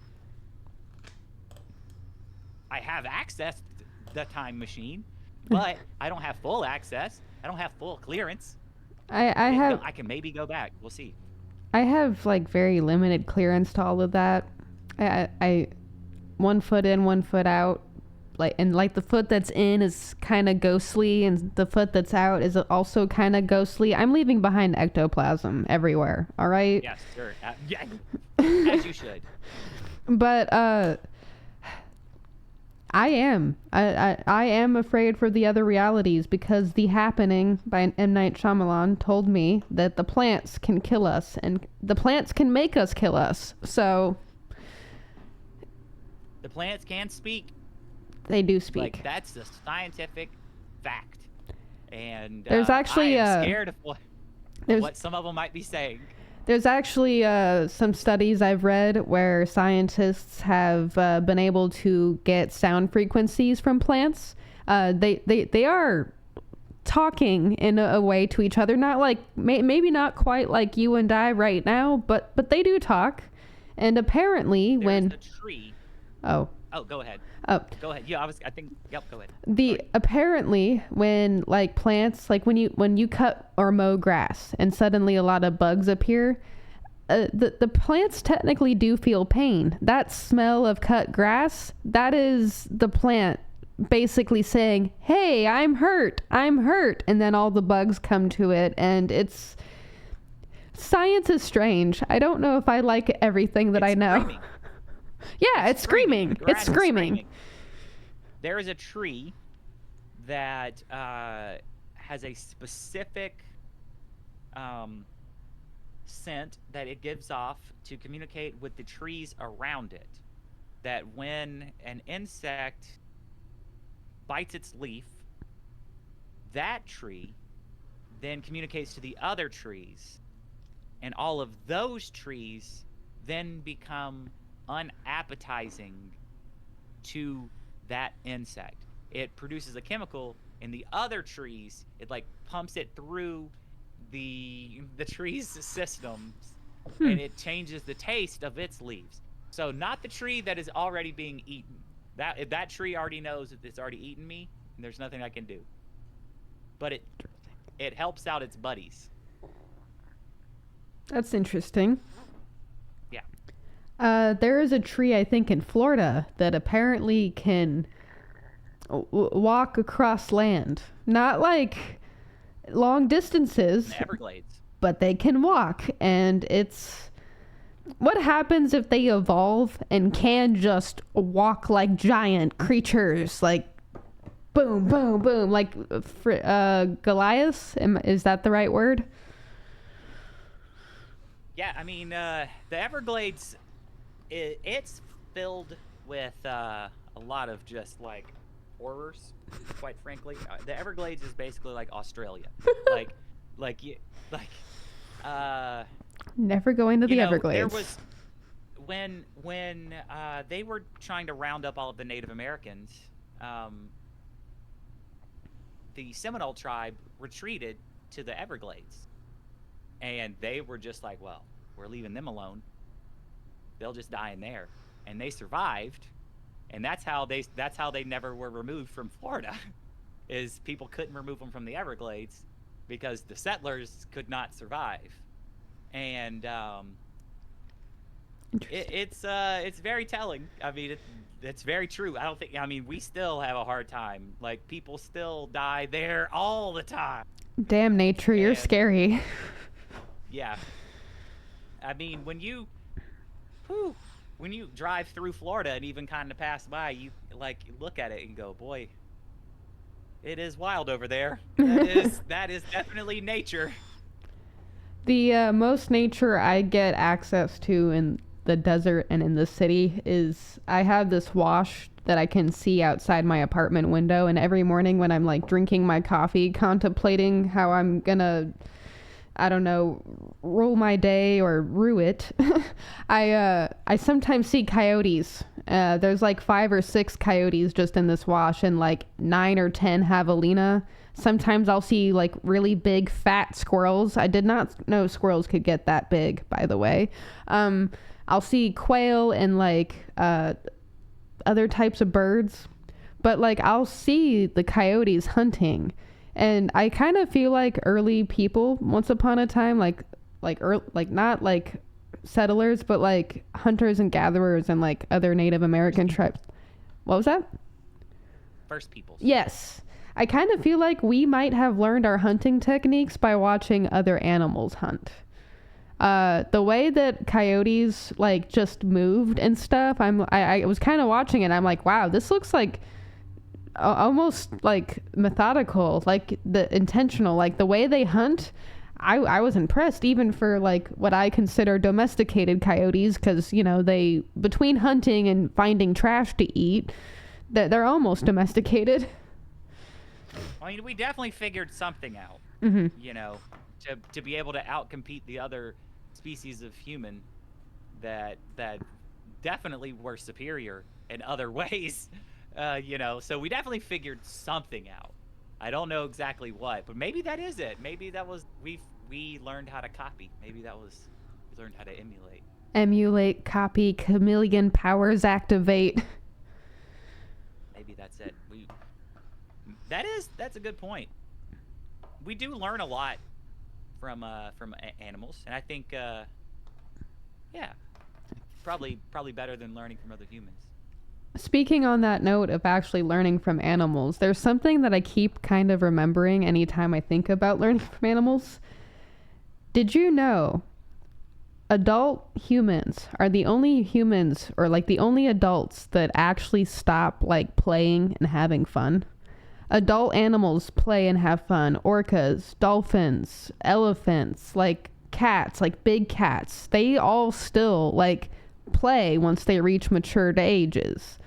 Humans, we don't really do a lot of that once we reach adulthood, and society is like, oh well, it's too childish to like enjoy your toys and stuff. No, it's not. It's a fundamental need of being human or being alive. You need to have that. Lame. Yeah. Yeah, people can be boring, that's fine, but nah, not everybody stops playing, I guess. And they shouldn't. Some people do. They shouldn't. They shouldn't. Yeah. So if you hear this and you are driving by a park, don't listen to the age. Don't read. Don't listen. Don't read the sign that says only for ages 3 and up, or 3 to 9. You are 9 today. Go play on a playground. Go swing on some swings. Go throw a ball. That's, you know, I think what the problem is, we don't have Toys R Us anymore. That's the problem. Toys R Us, I don't want to grow up. I'm a Toys R Us kid. Rest in peace, Toys R Us. We just needed a little more consumerism. Just a little bit more. I mean, you have a rock that can leave like a chalk mark, then we can create hopscotch without chalk and use rocks. Innovation. And also going back. You know, to that point, you know, and it's not just adults that are stopping playing though. Like, people are just stopping playing. Kids are stopping playing. I mean, they're playing, but they're playing video games. You know, come to think of it, it's summer vacation right now. I live in an apartment complex. I have not seen a single child. That's concerning. I mean, it is 100 and fuck you degrees outside, but yeah. I used to play in 100 and fuck you degrees. Where are you guys? Exactly. But, you know, maybe come back after like a fall break and then determine. Then you can determine, once you take into account the temperature, you can look at and go, all right, were there any kids? Maybe they're just weak. Maybe that's why. It can't deal with the heat. I'll accept those terms, because I am also weak and I can't deal with the heat. I need to get out of the kitchen. It's hot out there. It's terrible. It's terrible. I feel bad for anyone who works outside in Arizona, or just like anywhere where it's a dry, really hot heat, because it's like the sun is baking you. Your normal body temperature is 98 something or 97 something, and you are standing outside for 8+ hours in like 100 and plus degree weather. Like, please go inside. What's the temperature at night, though? Well, let me look at the low really quickly here on this doomsday box device. Oh. Because I like desert night. It's different for me. So, like, as a southerner, it's very unique. In the city, it doesn't get as cold as it used to at night. I remember when I was younger, the city used to get like colder at night. Now it kind of caps at like 85, 90 at night. If you go further out in the desert, it will hit 60s, 70s even after being 120 all day. And that is cool. Like, concrete is a problem. Concrete and like cement, problem. It's 115 today. Well, we also make it black, which is like the hottest color to make it possible. There's actually some efforts in some neighborhoods here in Phoenix. I want to do more research and see how that's actually going, where they're trying to paint the asphalt white or like give it like a clear coating, which, fun fact, it does kind of make things feel cooler, but we don't get clouds and the sun is just always everywhere all the time. So looking at this shiny reflective asphalt with white stuff all over it, you will go blind. You will go blind. Yeah. So there's got to be another solution. That paint, that it is a white paint that is like resistant to like 99.9% of like UV, and it just sends the light away from it, and it was made to paint your roof. And, oh no. Supposedly, it can make your house like 16 degrees cooler. That sounds great, but when they painted my apartment buildings white, I'm literally looking at another building right now going blind. I wondered why they did that, because when the sun reflects off of a white building that's also reflecting off of another white building that's also reflecting off of other white buildings, you guys created a problem. Maybe that's probably why it was never rolled out, because if you would have rolled that out into like an entire city, it'd be like pilots just crashing. Ooh. Oh no. It repokes a hole in the ozone layer just by reflecting light out. And suddenly there's like no more oxygen and everyone's just dying because the ozone has melted away entirely. But hey, at least your house would be cooler. Yeah, by 16 degrees. So count your blessings. Quit complaining so much. Let's see. My house is cooler. That's one. That's one. I got a really cool view of outer space. Yep, that's two. Oh, but I'm about to die in 3 minutes, so that's a downside. Or a plus. Depends on who you ask. Maybe a plus. I feel like millennials are like when it comes to like reincarnation, it feels like a threat. Like you're like with a lot of them, it's like, what do you mean? I gotta keep living? I gotta come back here? I gotta come back to this planet with all this, with everything going on? What if we don't reincarnate here? What if it's another planet reincarnate to? Or another reality? What if I would hope. I hope so too. I feel like... Ugh. I feel like if you want to offer religion to like our age group, you've got to be like, hey, listen, when you die, you can be done. You can choose to be done. You can choose to reincarnate into another alternate. Give options. Yeah. You got to give options here. If you can manifest it can happen. One size fits all. The one size fits all doesn't work here. If you can manifest it for yourself, you can make it happen. So just think really hard, and you will not come back to this reality. Exactly. Yes. Thank you. That is the secret. You just gave away the ending, but you know. Let's see. That's the fun of the ride, you know. Is getting to the ending and going, oh man, this whole thing was fake. All right, I mean, we'll do it again. Fine, we'll do it again. if this whole thing being fake is what we end up finding out at the end of our life, then I almost feel like that's okay, and I feel like trying again would be okay in a way. Maybe. Yeah, just go. Yeah. I feel like most people, they'd be presented with like, you know, like if you're presented with like you can do it again if you want, they'd go ah. Can I think about it a minute? Yeah, think about it. You got all the time in the universe. Yeah. Think about it a minute. Yeah, you don't have to go back to your 9 to 5 right now, so like just think about it. Let me know in a millennia. Whatever. Just let me know. Yeah. Which is great because if you think about how instant communication has made us all like need each other's attention as soon as we hit send, it's like that fit the vibe. It'd be like, yeah, just get back to me when you can. With the landlines, that's the problem. Whenever you could call somebody and you go, it rings 5 times, and then you get that, hi, I can't come to the phone right now. Please leave a message after the beep. Beep. And then you leave a message. You're like, oh, dang, I didn't get them. And you leave that message. And you think to yourself, I got no clue what Jonathan was doing. I don't even know if he's going to be home tonight. I guess it'll wait till whenever. And then you get the phone call, 3 days later because I've been on vacation. You were not offended by it. Yeah. You didn't care, And if you were someone who was potentially going to be in an emergency situation where you needed to get a hold of someone, you'd have an emergency contact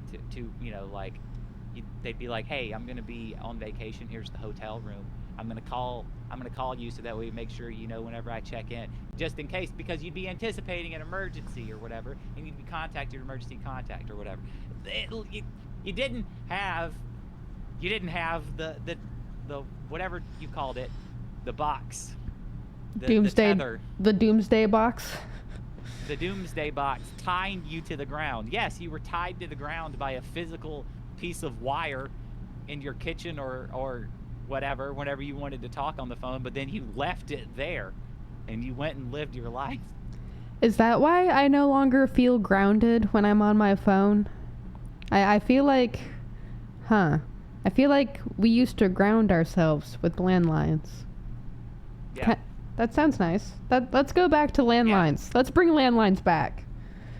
Tom Green has a great bit where he talks about landlines and says that they are called that specifically because if you trace it, you will eventually find that it is tied to the land. And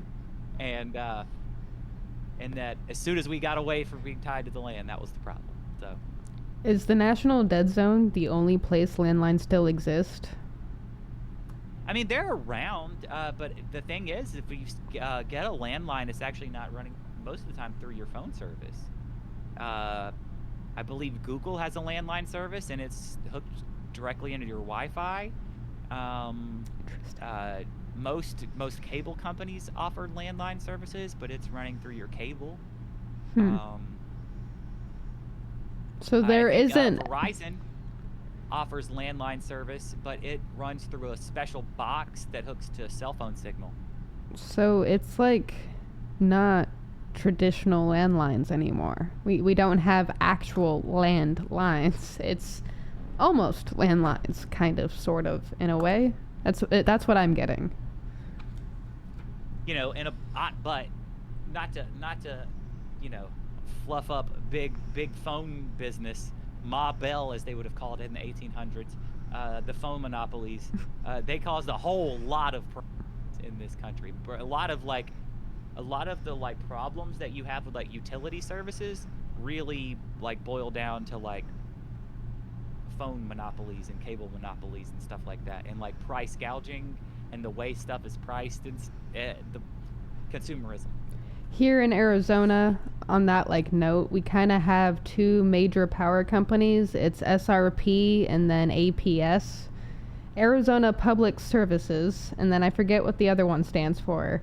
And it's so weird to me that there's only 2 major power line companies in Arizona. Like, one, why do we need 2? It isn't Arizona's power supply supposed to go to Arizona, so why do we need 2 of you with different policies and operations and equipment? Like, that's weird. That's weird. And then there's the other thing with freaking Cox versus Verizon Internet. We had Cox set up in our apartment for the longest time, and then I got an offer through Verizon, my phone company, which I will eventually change because I'm kind of sick of them.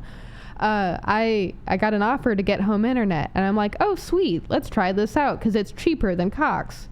So I did that, and we did the whole internet tests. We did the internet test with Cox because we had both of them set up at the same time, and we were having issues with Minecraft or whatever.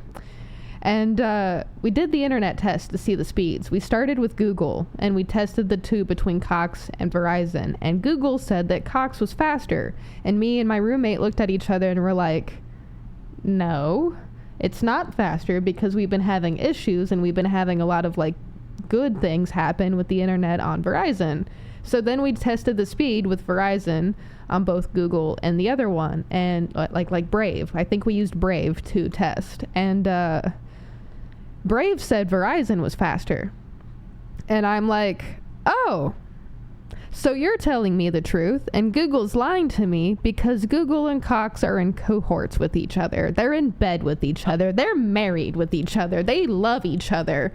And it's like, I don't want my internet service to freaking lie to me, especially when I can prove with my own eyeballs that it is not faster. Like, what was that? So, a lot of you have like a lot of phone companies have become internet companies over the years. Yep. And a lot of internet companies have become phone companies over the years. And then a lot of cable companies have become internet companies that became phone companies. Oh, a monopoly. Over the years, but they've all they say that this is not a monopoly because they're making the deals individually with municipalities. But what happens is like one company over in the 80s, a cable company would go to each little town and go, hey, we want to be your cable company. We want the contract. We'll put in the cable. We want the contract. And they would go to each town, and it's not a monopoly because it's not a statewide monopoly. And they're not going to the whole state. They're just going to town by town. And they're not getting every town. Some other time, some other cable company will buy out a contract somewhere else. But that's the reason why you would only have one cable option in these little towns, because they would make these little monopolies. The same thing would happen with your phone service. The same thing would happen with your internet service. And these contracts would be put in, and they would be multi-decade contracts. But when those companies sell to another company, who sells to another company, who sells to another company, over these multi-decades, these contracts still stay in place. And sometimes the same company buys up all the small companies that had these little no-bid contracts in that town. Then now you are hit with only one option for your internet, one option for your phone service, and one option for your cable. We should have a more free market. People should be able to just... Man, and it's all done through backdoor deals in the 70s, 80s, and 90s. When each of those industries was like changing, that's when each of those like deals that still kind of like sit into place went into effect. I'm going to call that the grandfather effect, and I'm also going to label that more not quite necessarily a monopoly, but like a pyramid scheme. Like it's a few things. Close, it's like a pyramid scheme. It's like a monopolized pyramid scheme. Is there like a third umbrella term I could use to conjoin these? I don't even know. Government. Control. Control, yeah.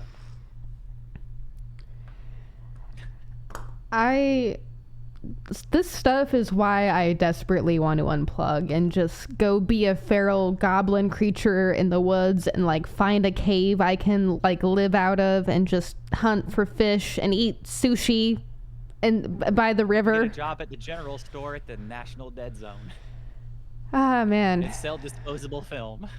You know, as a photographer who appreciates and loves film and where photography originally started from, that sounds like the dream, you know?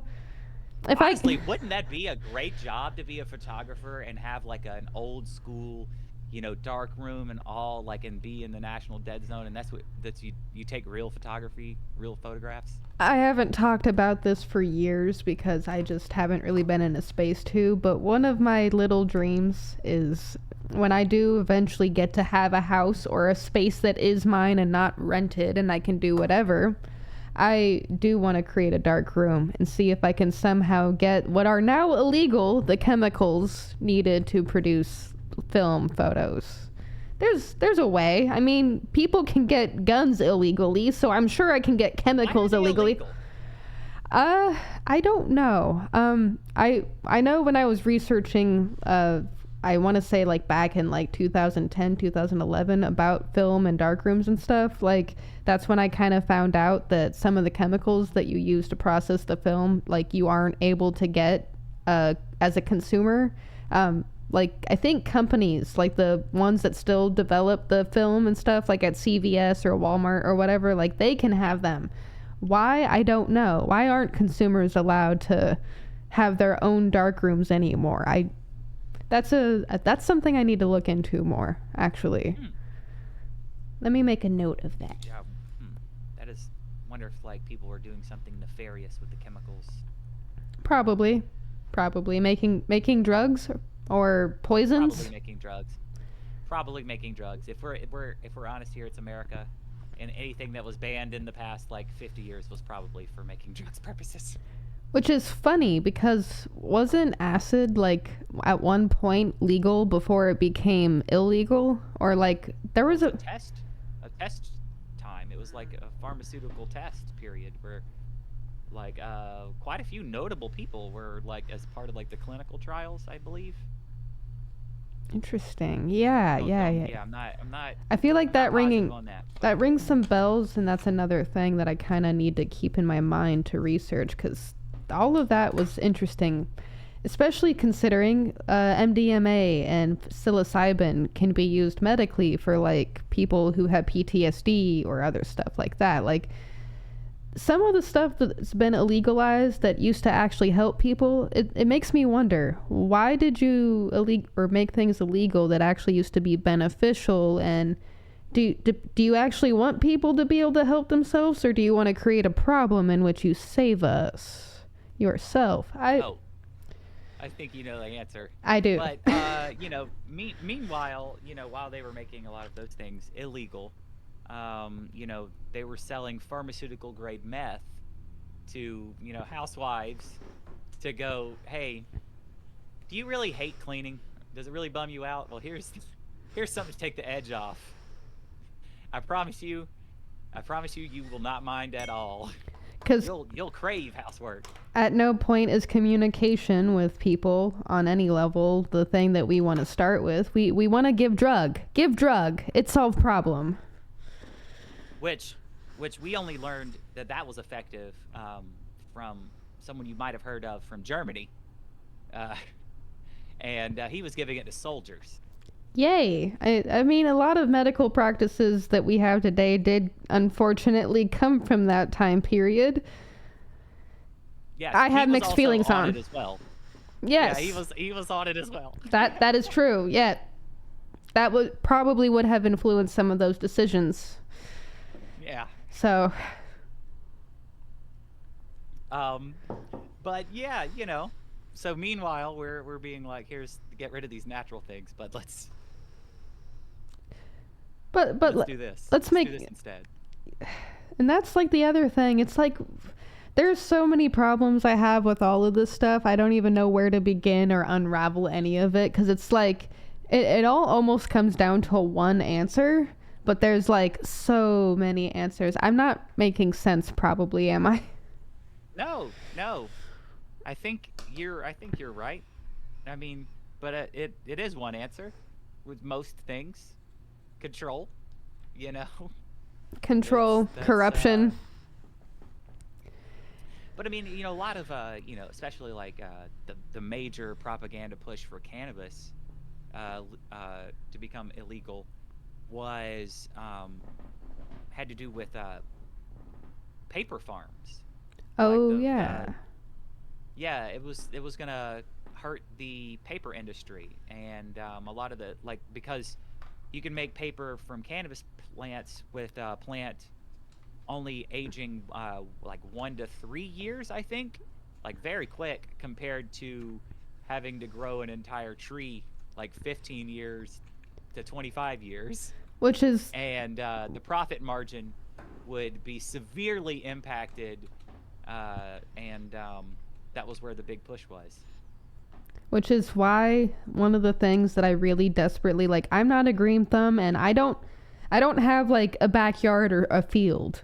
If any of you do, please learn how to grow and harvest and produce hemp. Hemp is such a vital resource that we could literally use for everything from clothing to uh, writing, like material, paper. Hemp can be made for just so many products, like hemp oil, like skincare stuff. Like, grow hemp. Just start growing it. Even if it's illegal where you're at, start growing it. Don't matter. We'll protect you. I there Illegal things in certain areas and legal in some areas, um, Vermin came down to visit in Montgomery a few years ago for an event I was throwing, and when he showed up, he flew in from Massachusetts, mind you. He flew into Alabama, and he gets to the event, and he is carrying weed that he grew at his house, and is talking about how he can grow his own and blah blah blah blah blah, and is like, it's illegal in Alabama, and he flew from Massachusetts to Alabama with it, and the next day gets ready to fly out and is like trying to give it away to someone. It's like, I can't fly with this, and I'm like, what do you mean you can't fly with this? You just flew here. What do you mean you can't fly with it? You flew here with this. It's very confusing. Anyway, but apparently in Massachusetts, I think you can grow like 10 plants as like Interesting. a recreational. It's recreational and medical. It's all classified, I guess, as the same thing, as long as it's like 10 plants I am or not below. up on where everywhere cannabis is legalized medically and recreationally, or even either or. Is it legalized where you're at? Oh, in Alabama, it is not legal even in the. In fact, it. So during the hemp bill recently, there was like, you could have like CBD products and things like that. Hmm. Um, but until and that was I think that was the 2017 or 2018 Farm Bill where it had that provision. So up until this month, July 1st, um, you could have cannabis CBD products that were hemp derived, but you could not have like anything else. But now hemp derived products are illegal. They actually raided like stores that had hemp derived products before the ban even went into effect. I just love government control so much. I wake up smelling the coffee and just am so thankful. I hate that. I hate that so much because, like, you were literally taking away things that you've implemented that your citizens said they wanted, and you're taking it away. I think there's a few other states who just recently were trying to remove recreational and medical use of cannabis from their bills, and it's like, Yeah. why now? Why after you've had the infrastructure? Why after you've gotten dispensaries and people trying to open up cannabis friendly businesses? Like, why now? What is wrong with you? Yeah, yeah. I mean, it's definitely a shift on a certain side, but it's or by a certain side, and it's to definitely assert control. It's really what it is. It's to reassert an agenda that nobody wants anymore. Oh, look Like, what we can do. We have the power. You do not. Ha ha. That's what it feels not like. Been very popular, this move, because it happened quickly and without any consent of the governed here in Alabama to go back on the, once again, I believe 2017 hemp bill. Like, this is that many years removed to go back. That's almost a decade. This is, yeah, we're talking like, yeah, essentially like we're going back to like when Obama had just left office. Lovely. Lovely. And I wish I wish as an Arizona citizen I could help the what is your guys's Alabamian. Okay, I was right. Cool. I wish as an Arizonan I could help the Alabamians out, because it sounds like as someone who actually has access to these things, it seems like I need to help Alabama. I don't know how to do that. But good news. I will tell you this, and I'm being very, very. Wink, wink on the good news. Good news. They did pass their version of medical. Oh no. Do you want to hear what Alabama's version of medical is? Yes. Get ready. It's you're going to be stunned by how good it is. So, let's figure out how you can get that medicine. How riveting. Body. How riveting. Can you inhale it? No, not in any way, shape, or form. It cannot be vaped. It cannot be smoked. It has to be eaten? It has to be eaten. Well, how can it be eaten? Oh no. How can it be eaten? Well, it can only be eaten in one form.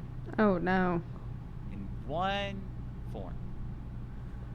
It can be eaten in a cubazoid state-approved flavor cube. And the flavor to be determined by an appointed board. Now, if you don't like that, there is one more option. There's one more option. It's a suppository. You can shove it up your ass. If you don't like it. No, thank you. I don't think I want to be shoving anything up there. So that is how they passed medical. So the same board that determines the flavor of the state-approved gelatinous cube. The same board. This board has a very important job. So any person who is prescribed, oh no, this gelatinous cube by a doctor or suppository, if they are prescribed one of these options,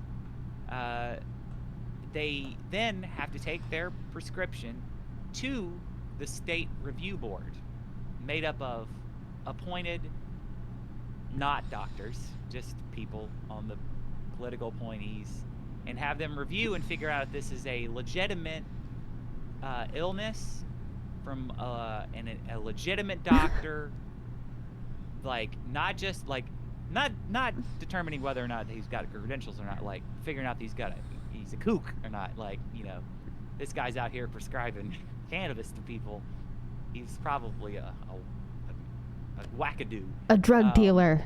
Oh no. Yeah. So then they're going to review, I believe it's a relatively large panel. They're going to review your prescription and your case, and then determine whether or not you can shove it up your. That's nice. I just had this vision of, I have my prescription in my hand, and I'm walking up to the courtroom of board members, and I'm like, could you please approve my prescription for my pain? Please? Huh. Denied. Says here you're allergic to pineapple. Well, guess what flavor we've got? Pineapple. Denied. Denied.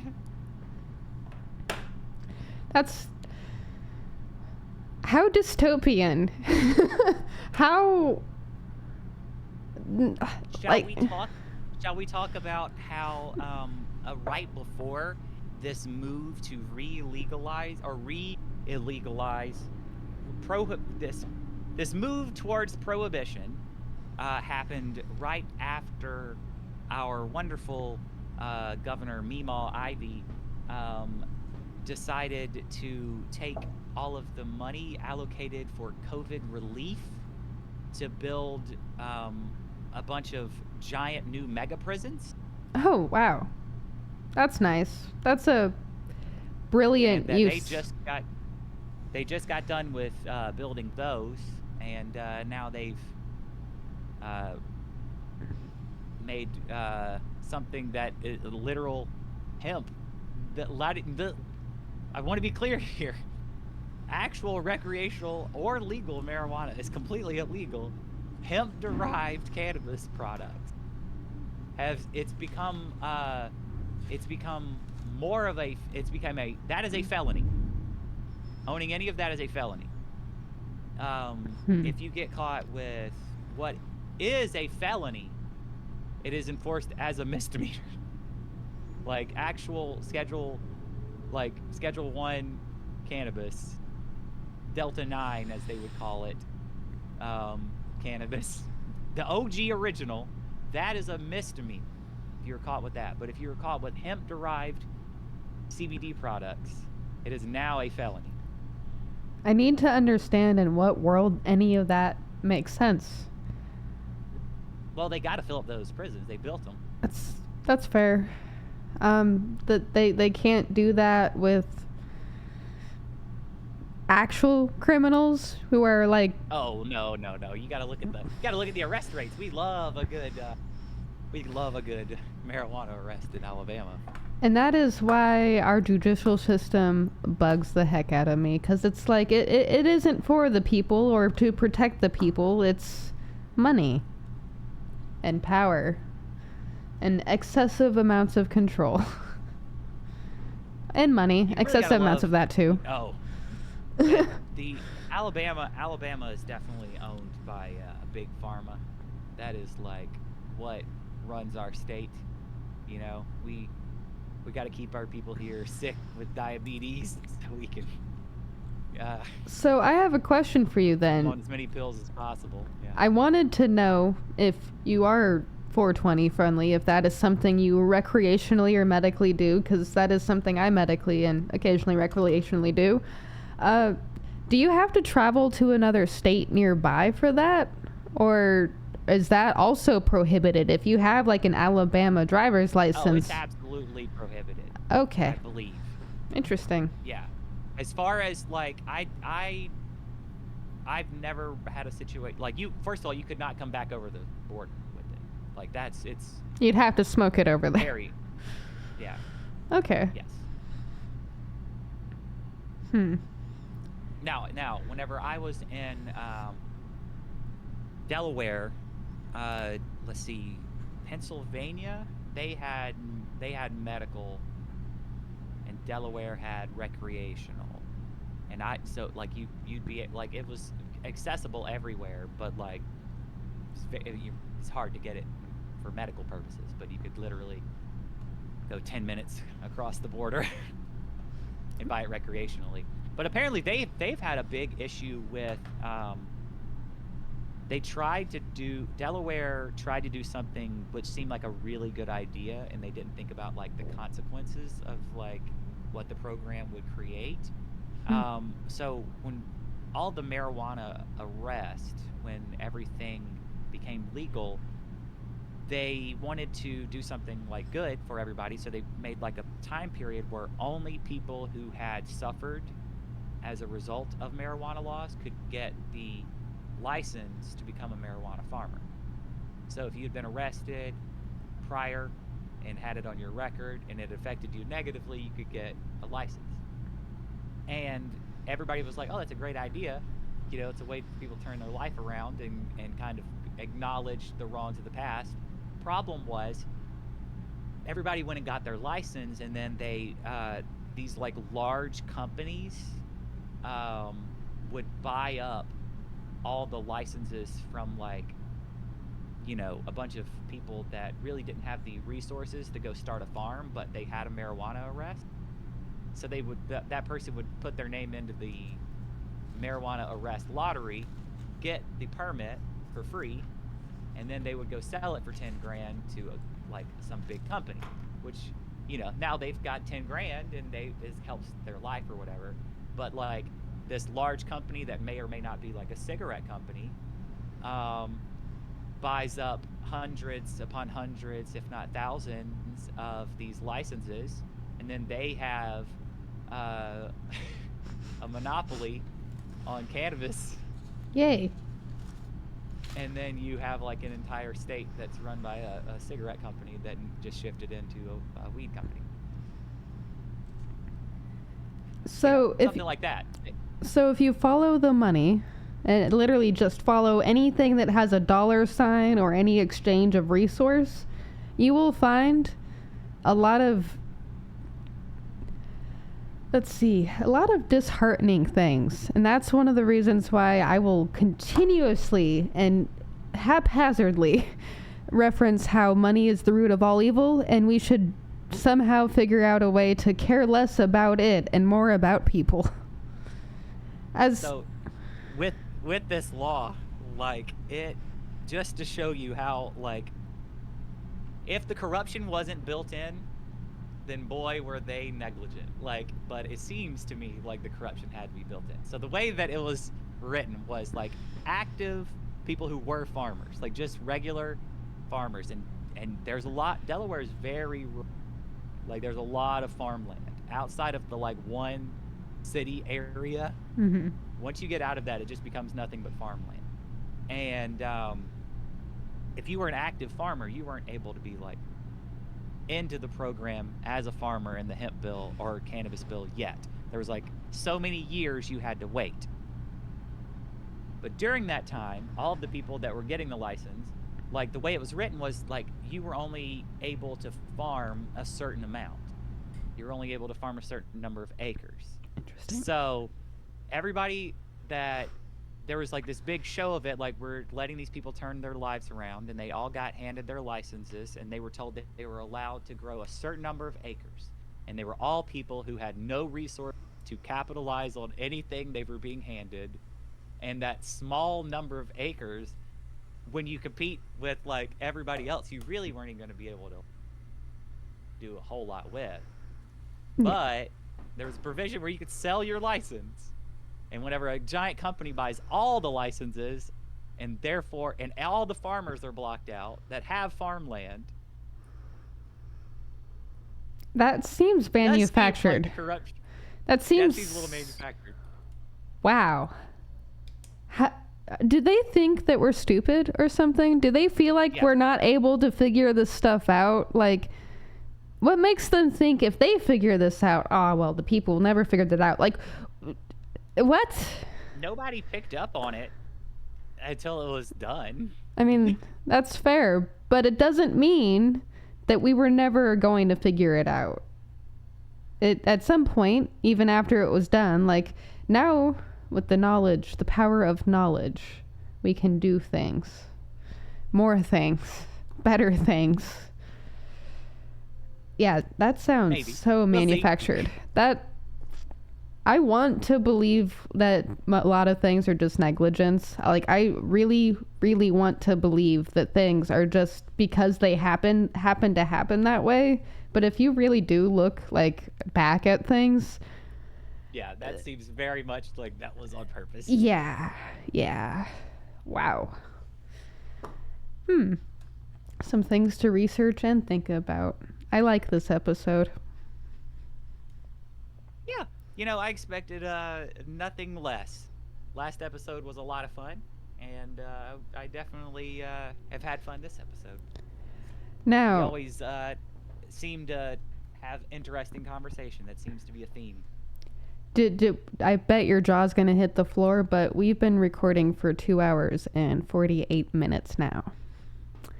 I kind of had a suspicion. Uh, I was hydrated when I started this episode, and I'm starting to feel that hydration. Feel the hydration. Does that mean the call of nature is bothering you? Is that too personal of a question? Is out there. To I be, can hear it calling. I can hear the woods calling me right now as we speak. Like those trees, they're speaking to me right now. I can hear them. They're like, trees are speaking to me. Mars, come to us. Mars, Mars, come to us. Come to the trees. I can't. I'm sorry. I'm stuck here. For now. For now, inside. Where it is cool and not 115 degrees out. It's not quite that hot here, but with the heat index, it is 109 a lot of times. And that's pretty bad whenever like a lot of that is just boiling air. Like the water touching you is like that temperature and it's just in the air. Yeah. I know I love it. You probably have a different opinion of humidity and heat than I do, maybe, but I swear to you, after visiting Texas, I still remember what that heat and that humidity felt like, and I compare it all the time to here, especially if we get just a little bit of humidity during the monsoon season. Dry heats are a death sentence. You want hot and wet. You do not want hot and dry. You want hot and wet. Humans are made out of water, okay? We're made out of water, and if you put us in the dry heat, all the water evaporates. But if it's hot and wet, the water doesn't evaporate as much. You're right, but my hair looks so good. That's... In the dry heat, my hair looks great, and in the wet heat, my hair gets all frizzy. I feel like in the wet heat, my hair gets all wavy, and it's nice. And in the dry heat, it's straw. It might as well be straw. I don't think I'm made for this. The other thing that like I didn't put together until recently, like where I'm located on the globe, if you just spin the globe around, and I understand like things like weather patterns and stuff like that, it's not just like where you are on the globe that affects like how hot it is, but like you just keep spinning, like I'm like within 100 miles of like the pyramids, like latitude wise, like you just like spin that, like it's that level of heat, you know, like I see what you're saying. Yeah, it's a hot place down here, and that's the same thing for probably where you are. It's a hot area of the globe. We should triangulate our locations later to see where on the line we fall. Yeah.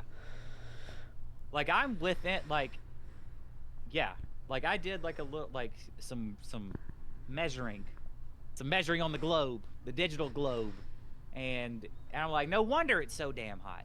No wonder. Now, if you could. No wonder there's pyramids around. There's pyramids around here too. We had the oh yeah, Mississippian mound builders that built pyramids.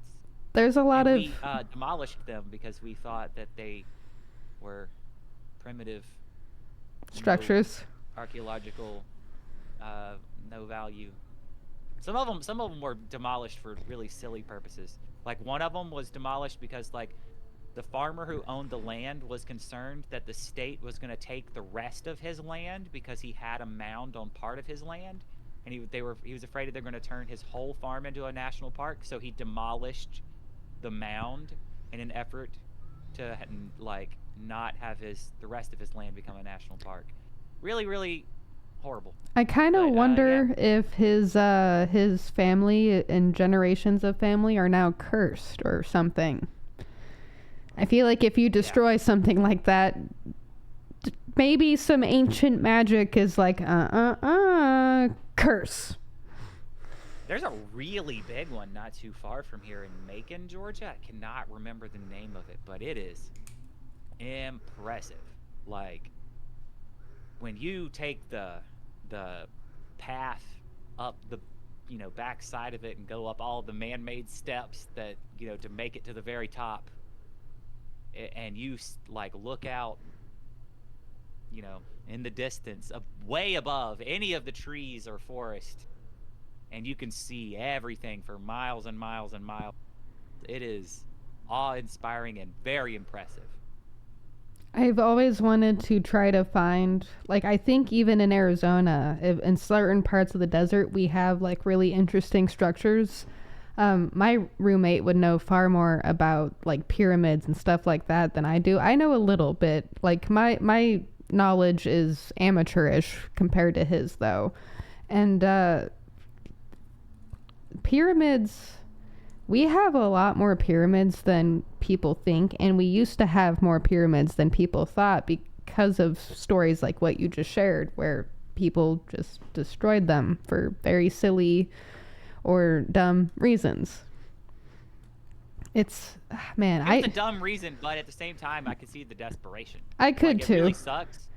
You know what I mean? But if you feel like it's a time period whenever like you have to farm to survive, and you feel like somebody's about to take all of that and go, well, here's $2,000. Good luck on your future endeavors. Like you make desperate choices sometimes. Desperate times call for desperate measures, and you get real dumb when you're desperate. Yes, that is true. And that's not necessarily a bad thing. Just, I hope we don't ever have to be desperate again. Let's not do it again. No more destroying, only building. Or creating. No more destruction, only creation. What do you know about the pyramids in Egypt? How much? They're interesting, but I'm not like an expert. I'm no ancient Egyptologist. But I do find it all fascinating. I do think there's definitely more going on, like with what we know. We do not know everything with what in regards to Egypt and who built what and when, and the dating is definitely wrong on so much stuff. Like, we're very presumptive, is what I feel like. Indeed. I feel like we've been presumptive too. There was a couple of articles and like a few photos that came out recently that like changed how the world views like what's underneath the pyramids as the structures in Egypt. And when I was growing up and I was studying like Egyptian stuff and like theology and religions and stuff, I always had the sense that there was more to the pyramids than like them just being like a pharaoh's tomb or like a burial site. Like, those pyramids, like, they have to have something underneath them. Like, it doesn't make sense. What, you're just gonna have this pointy building just jutting out of the ground? Like, no, there's something under there. There has to be. Well, but also the other thing that is kind of hard for anybody, I feel like, that's not like, I mean, I feel like it's, even if you are presented with the information, it's difficult to wrap your head around. Mm-hmm. Because we are so used to the pyramids being excavated. We are so used to being able to see the whole pyramid.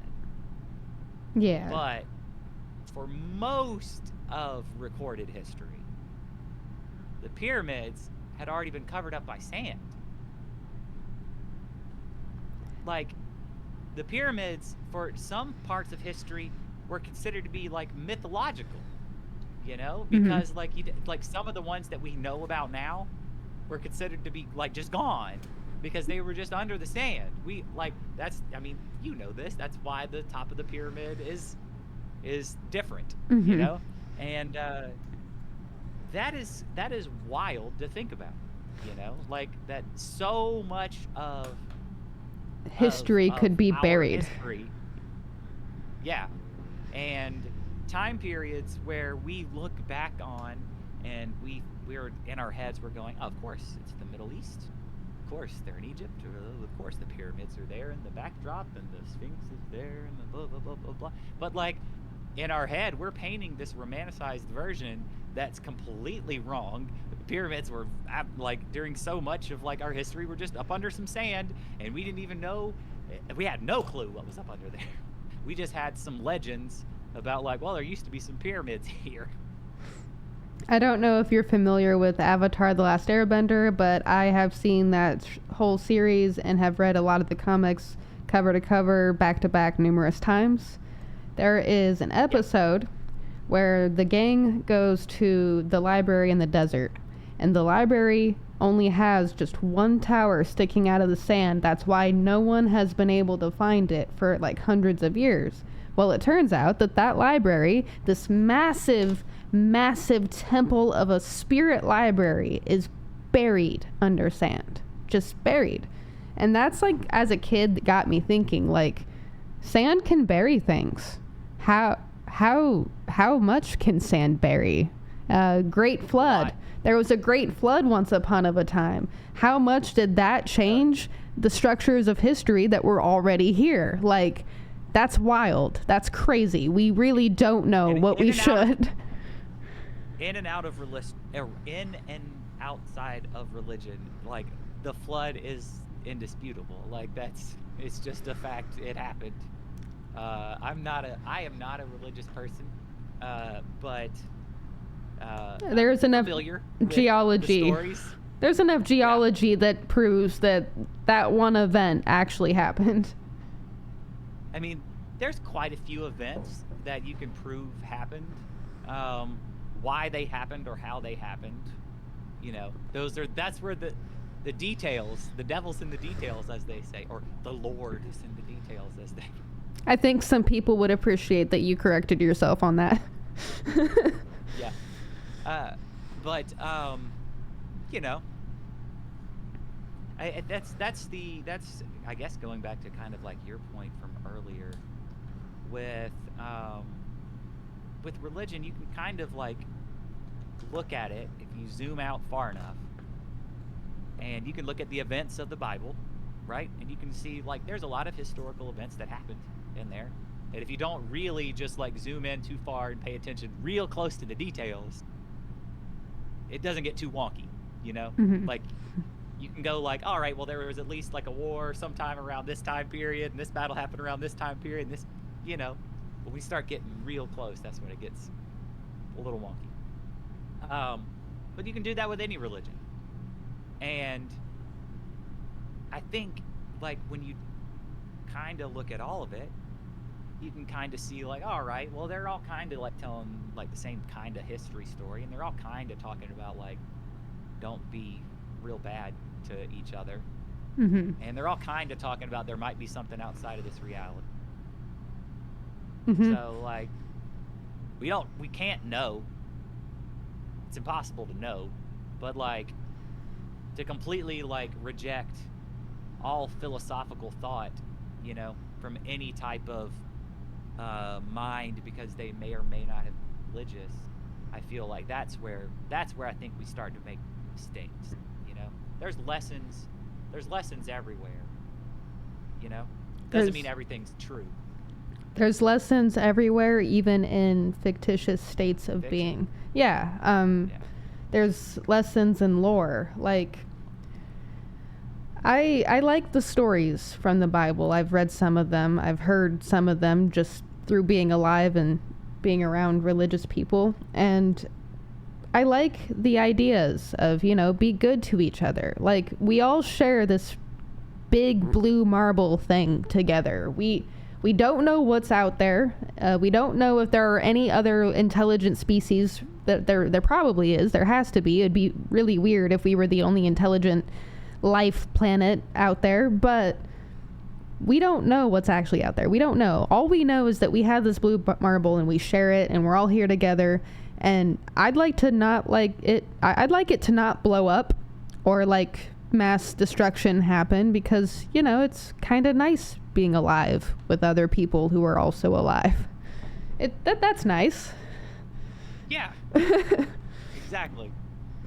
So, like, that's why exactly. We need to take those stories and that lore and just be good to each other. Like, it doesn't take much to say hi to your neighbor.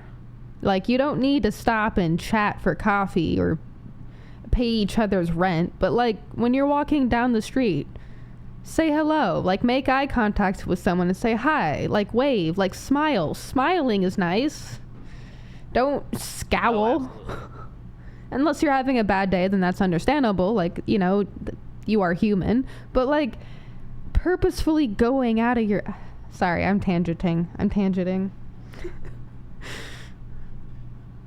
Yes, absolutely. I mean, yeah. I mean, I don't think I could say anything that you just said better. Let's see then.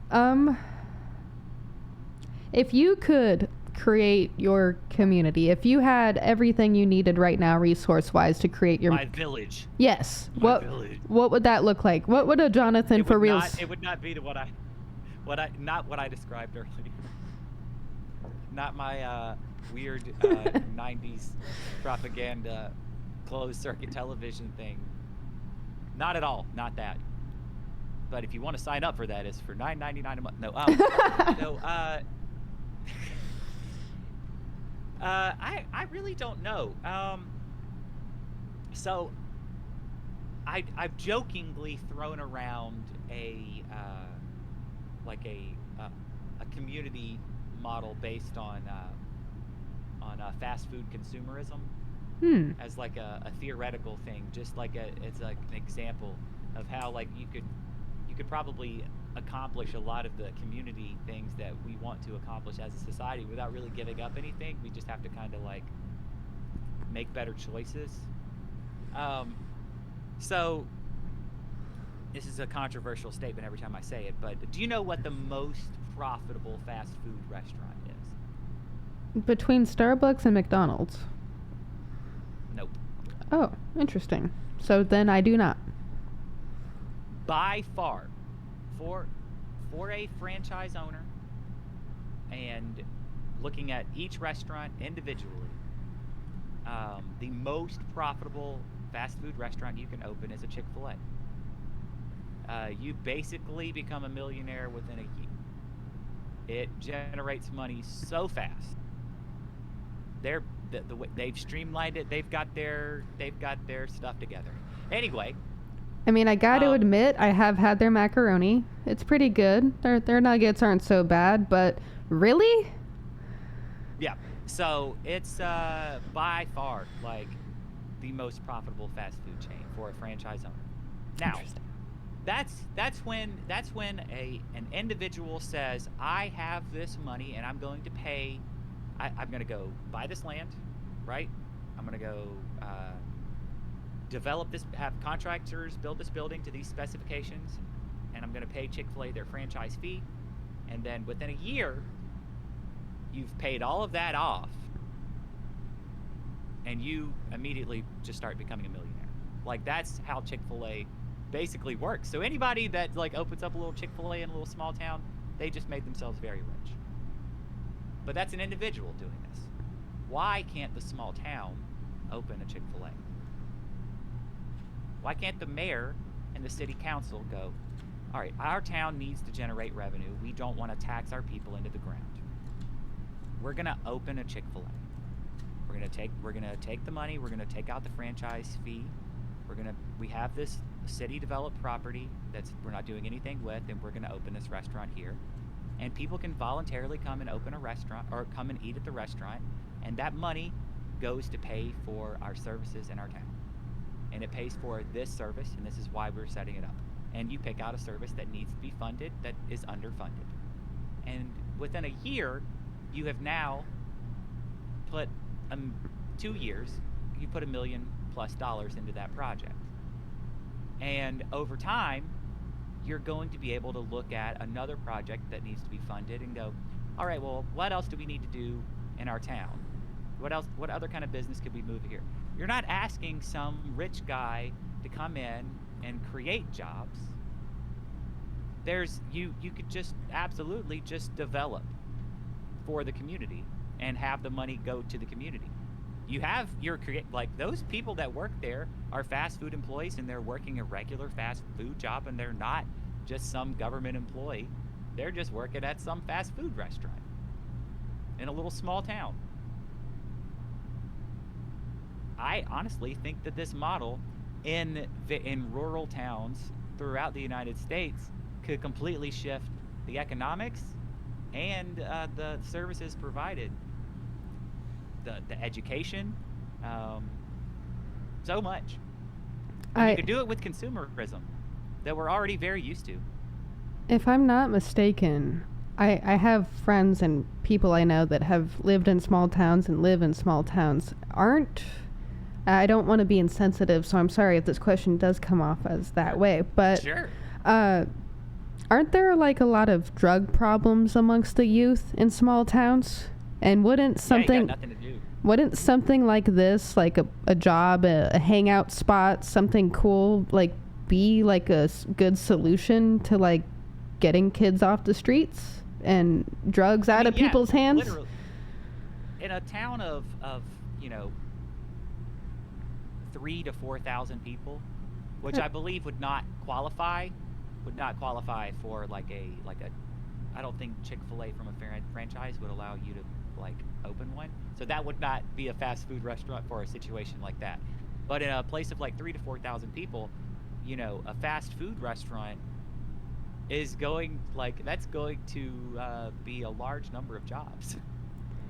Have You you know, ever heard of Slim's Chickens or Slim's Chicken? I have, I have.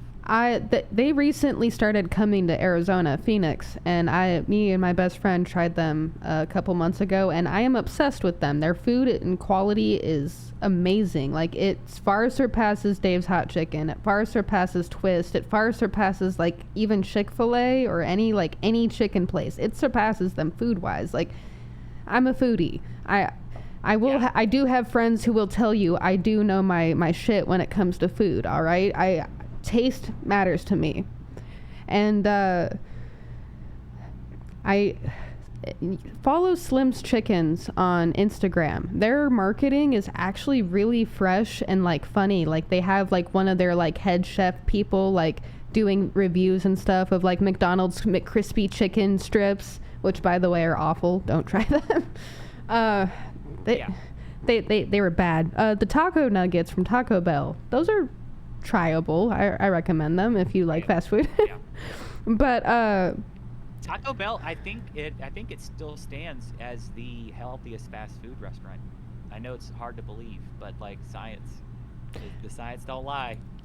I When could it goes actually down to see the that. ingredients, yeah, I could see that because they limit the amount of like oils and stuff. Like the way McDonald's does their oils in other places, like it's horrible, nasty. everything about Taco Bell's food when compared to all the other fast food is scientifically better for you, which Reason is the most hilarious thing ever because it seems like Taco Bell is like the worst. It's always the butt of every joke, That's yeah. I Taco mean, Bell and Arby's, it's the butt of every joke, quite literally, because of how many quite literally. bathrooms we explode. But Exactly. but It was a healthy explosion. mm, you are very clean afterwards, so that's good. That's good for the colon. The reason I'm bringing up Slims is I don't know a lot about them. I know that they were like a smaller like company developed, I think, in Tennessee, I want to say. I might be mistaken. Don't quote me on this. But what if Slims is the answer? Like, what if a restaurant like Slim's model is able to like be the thing that comes to small towns, rural communities of like 2 or 3 thousand people? Well, see, it would have to be a that would be great if you would have a company that would make a conscious choice to seek out these types of partnerships because it is good for both. You Mm-hmm. know what I mean? Like you're a franchise, as long as they're making their franchise fee, which is how they're profitable. Chick-fil-A is profitable. The corporation is profitable because they have their franchise fee that's paid, and they have like merchandising fees, like little plushies and crap like that they sell in the store. But like any franchise, that's how they're profitable, unless they outright own the store, which most of the time they don't want to do. They don't want that like liability. You know what I mean? And so I don't think it changes anything from the franchise's standpoint. Hmm. The only thing that changes is the point of contact in the community. And if the point of contact is the community representatives themselves, I don't think it changes a whole lot, with the exception of like you do run the risk of the community leaders themselves being corrupt. And no, or not, no single person is perfect, because at the end of the day, we are all corruptible with the right money or the Right. right threat. At the end of the But day. ideally, I would love to see a small town, especially. I mean, like I grew up in a very small town, and it was not quite as small as what I described, but it was 6 to 8 thousand people, Hmm. and pretty small, and Kind of jealous of that, not gonna you know, lie. and we absolutely did not. That was always the big thing with us. We did not have enough like diversity of like places to go, and we were kind of luckily like on like a major highway, Mm. so we did have some like fast food places around. But like over the years, you would hear these like murmurs and realize that like the only reason why we didn't have stuff is because of political corruption. It was like we had like one of the mayor was like the owner of one of the fast food chains, and like that blocked this fast food chain from ever moving in, and then like this person on the council worked in this and they stopped this from ever coming into town. And like I realized very quickly that like you kind of had like a business, like a fast food corporation business monopoly running stuff even in a small town, and that was kind of how stuff worked. So if it's like, okay, well that's how stuff works, just build it into it, like, but build it in a way that serves the community, right? Not your pockets and the pockets of your lobbyists, shareholders, and other monopolizing capitalistic, money hungry, control hungry people. Yeah. That, like, thinking about that makes me think about how I still need to research more into Cold Stone Creamery and or Arizona's prior governor, the White Elephant, Doug Ducey. He What owns happened Cold there? Stone. He owns Cold Oh. Stone. I need to research more into that to see. One, I want to know how much money this mofo makes off of this, because he could have been helping people in his community as the governor of Arizona a lot more, but of course not. Because why would you? um, I know why I would, because I like people. Yeah. But, I can't speak for Ducey. Yeah, he owned Cold Stone. If he doesn't still own Cold Stone Creamery, that was like a big thing for a long time. Like, I want to say between 2008 and 2011, like that's when I started to figure out about Cold Stone and how he owned it. Maybe later, but earliest memory of politics started around 2008 for me.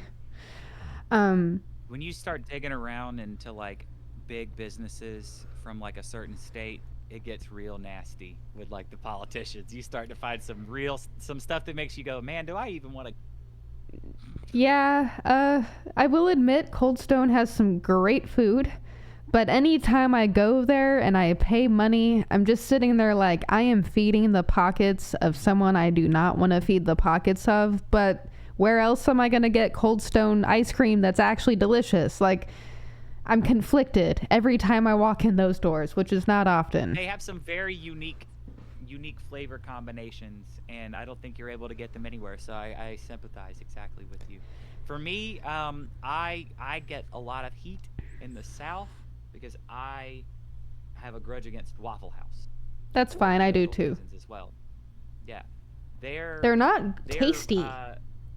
Anyone who tastes Waffle House and says they are delicious and the most amazing breakfast food place either has never been to the one I've been to, or their palate is not the same as mine. Now, not every Waffle House is created equal. I Like see. there's some cooks at the Waffle House that should not be cooking at a Waffle House. They don't know what they're doing. But so I'm not going to disparage their food, but I will say politically, it's their vice president. Um, think he's currently still the sitting vice president of the company, was responsible for gerrymandering the entire state of Georgia whenever he was in office. Most recently, he was a state rep, and that's why you see so many like photo ops between like Georgia politicians, like Georgia establishment politicians and Waffle House people and Waffle House representatives, is because they're part of the political establishment of the state of Georgia. Shame on you, Waffle House. You eat at Waffle House, you're funding corruption in Georgia. Well, good news. I have only eaten at Waffle House like once. It was such a memorable experience, and not in a good way, that I will not be eating at a Waffle House again. Pending. This guy's name. I gotta say his name. I gotta call his name out just so, because he's got such a weird name, and I don't want to not give him credit for his corruption. Please look it up. Yeah, I'm looking it up.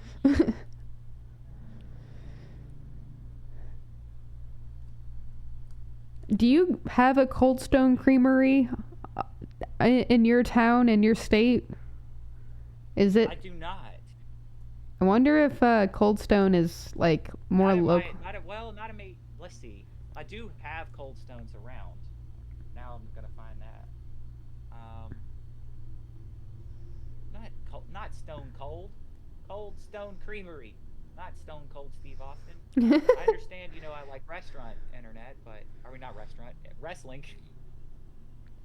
I also like restaurant internet and wrestling. Restaurant, yeah. I cannot read and talk at the same time. I'm not a multitasker, okay? That's fine. I can't find it. I'll eventually get you his name, but yeah, can't go to Waffle House. I can't support gerrymandering. Now, if Waffle Houses aren't all created equal, then if Waffle Houses aren't all created equal, it has to do with the cook. It really has to do with the cook. On that note, and usually the worse environment, the better the cook. I'm not going to South Phoenix Waffle House. I'm not doing it. Anyway, if it's an area you feel like you might be in danger, that Waffle House is going to be delicious. That Waffle House will be like, you'll go in there and like, if somebody tries to start anything, the cook will fight them while still making your food, and it will be better than any Waffle House food you've ever had in a good neighborhood. Dinner and a show. Interesting. Yeah, you get dinner and a show. It's kind of like hibachi. Kind of like going to like, yeah. Well, on that actual note of like Waffle House and like cooks and stuff, and cooks being or cooking where they should not be cooking, I went to a Golden Corral one time. Do you know what a Golden Corral is? I do. I unfortunately got a lot of beef with Golden Corral as a Shoney's lover, so continue. I unfortunately really like anything buffet style where I can just get as much food as I want for a set price, because as a foodie who likes trying everything, I may eat like a bird, but I do eat sometimes. Golden Corral is like the only buffet we really have anymore here in Arizona, and that is adorable. But me and the buffet boys are judging. I know. I'm sorry. I don't have any other buffets. I'm sorry. Tell you what, if I make a trip out there, you can take me to good buffets. How's that sound? Yes. There's plenty of Shoney's out and about, but I don't know if there's any near you. I think Texas is about as west as they used to be, and they closed down recently. And one of my friends brought me all of the signs that he could convince the manager to give him. There's Shoney's signs. Good memorabilia. There was a French cook in this one Golden Corral I went to, a renowned French cook, okay? And I looked at the wait staff, the server, and I said, "What do you mean he's working at a Golden Corral? Like, he should be at like Bacchanal Cafe or Buffet in Las Vegas, or some other more prestigious place than this. What do you mean? He's at a Golden Corral. This is delicious. And she shrugged and she was like, it's just what he wants to do. And I'm like, well, I'm glad I got this experience, but you deserve more, man. You deserve more. So if the French guy from Golden... The best part of Vegas, though, is the buffets. Yes. I specifically sought out the most expensive one the first and only time I went, because I was like, if I'm going to Vegas this one time, I don't know when I'm going again. I'm going to the most expensive buffet, which is at the Caesar's Palace. Which one was it? Bacchanal. At the Caesar's Palace. I had quail. I had so many things I can't remember the names of, but every single item was delicious. All of the desserts... Like, I could draw pictures, maybe, of the desserts, but to, like, name them, like, it was... If you want a good buffet experience and Bacchanal is still around, go there. Go there when you go to Vegas. Let's see, the buffet at Excalibur's pretty good. Ooh. The buffet at the Luxor is pretty good. But, and this is going to sound shady, and it probably has gotten significantly shadier. Since then, because it seemed shady when I went to it in 2012. So and I hear it keeps getting worse, and I didn't go the last 2 times I've gone to Vegas because it just keeps being like, I don't know about it. Circus. Oh. I went to the Circus buffet. I heard of that one. That's interesting. Yeah, exactly. And when you, that O right there was exactly the reaction most people give whenever you say you went to Circus.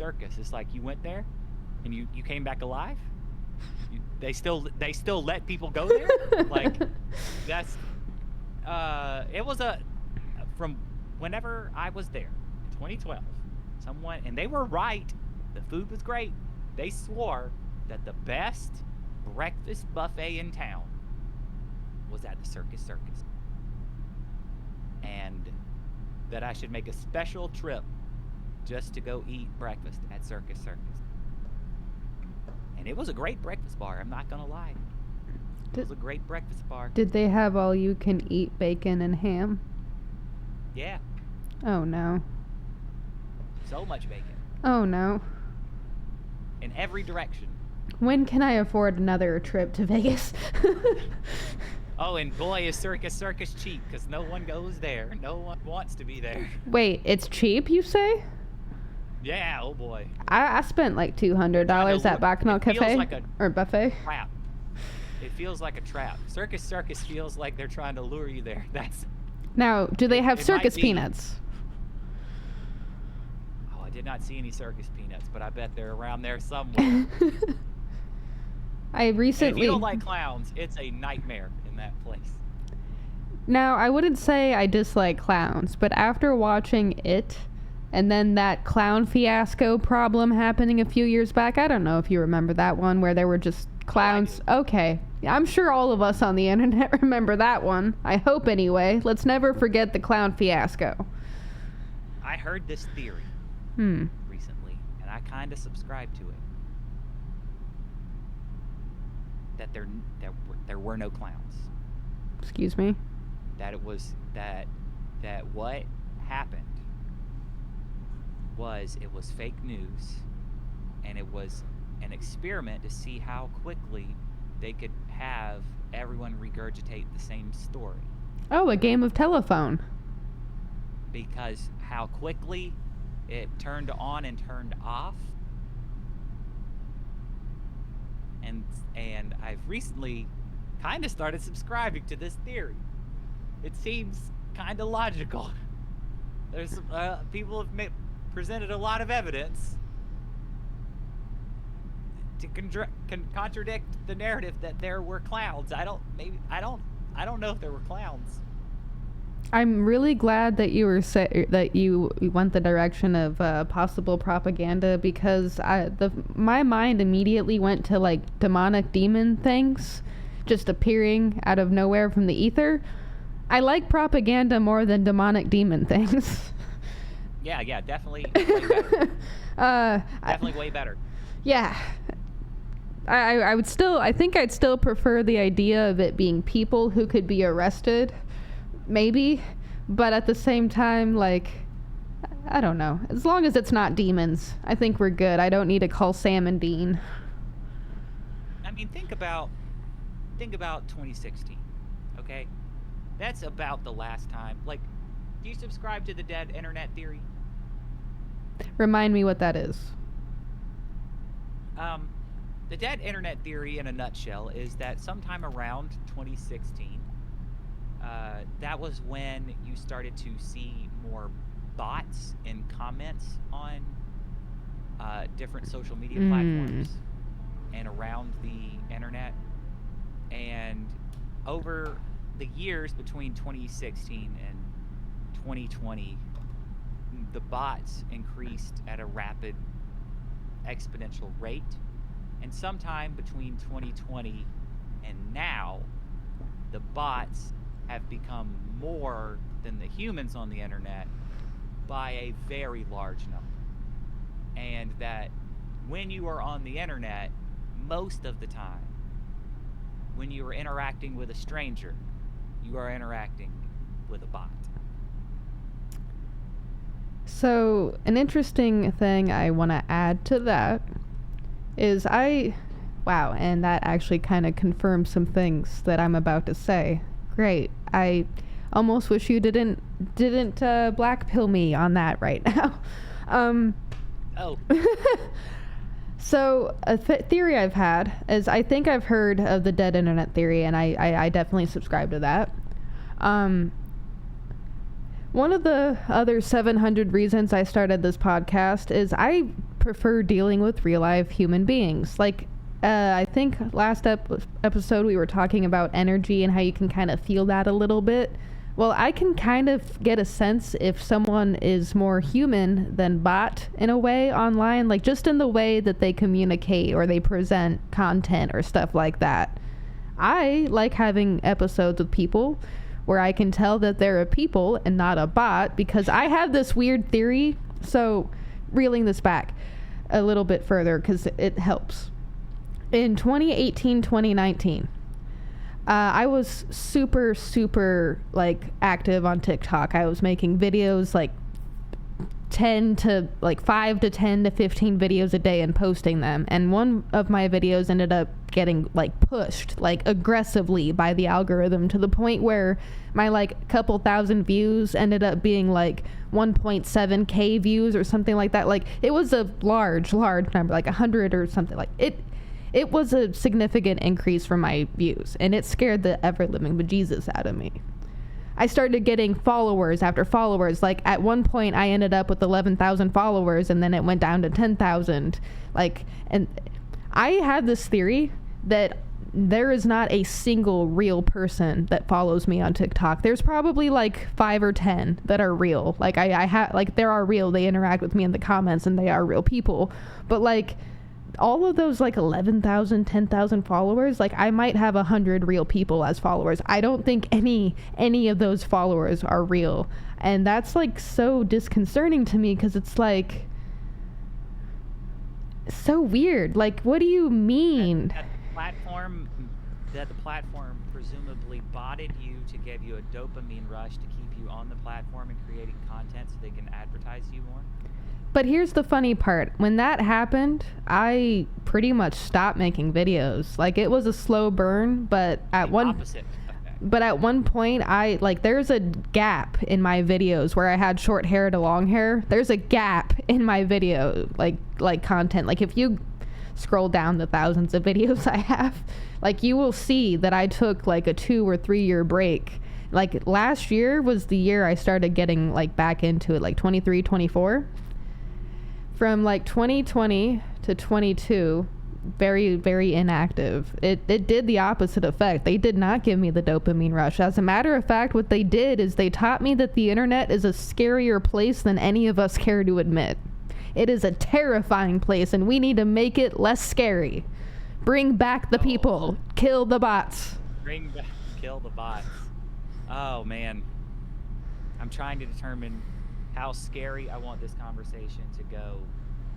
It's already touched some scary places, so by all means. Scary places, yeah. I mean, it's weird. Have you noticed? I have um this like new trend in people that like maybe they weren't really like so active on social media, or they weren't really trying to be like an influencer or anything like that, but over the past couple years they have posted more and more and more, and they are constantly trying to encourage people to like, hey, you should get yourself monetized, you should post more, you should do so and so.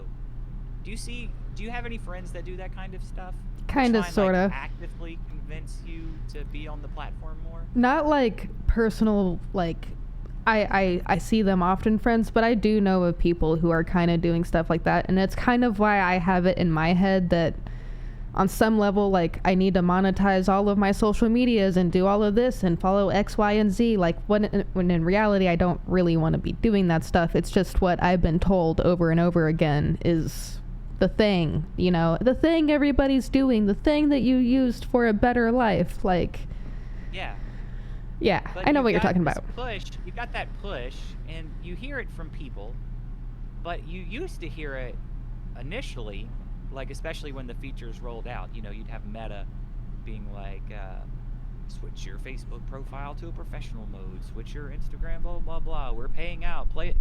They're essentially like paying people to be on the platform now. Mm. It's like post, please post, Please post because for if you don't, monetary gain. yeah, post for monetary gain. Post for monetary gain. But what they're not saying out loud is that if humans don't, the platform is flooded with bots and AI content.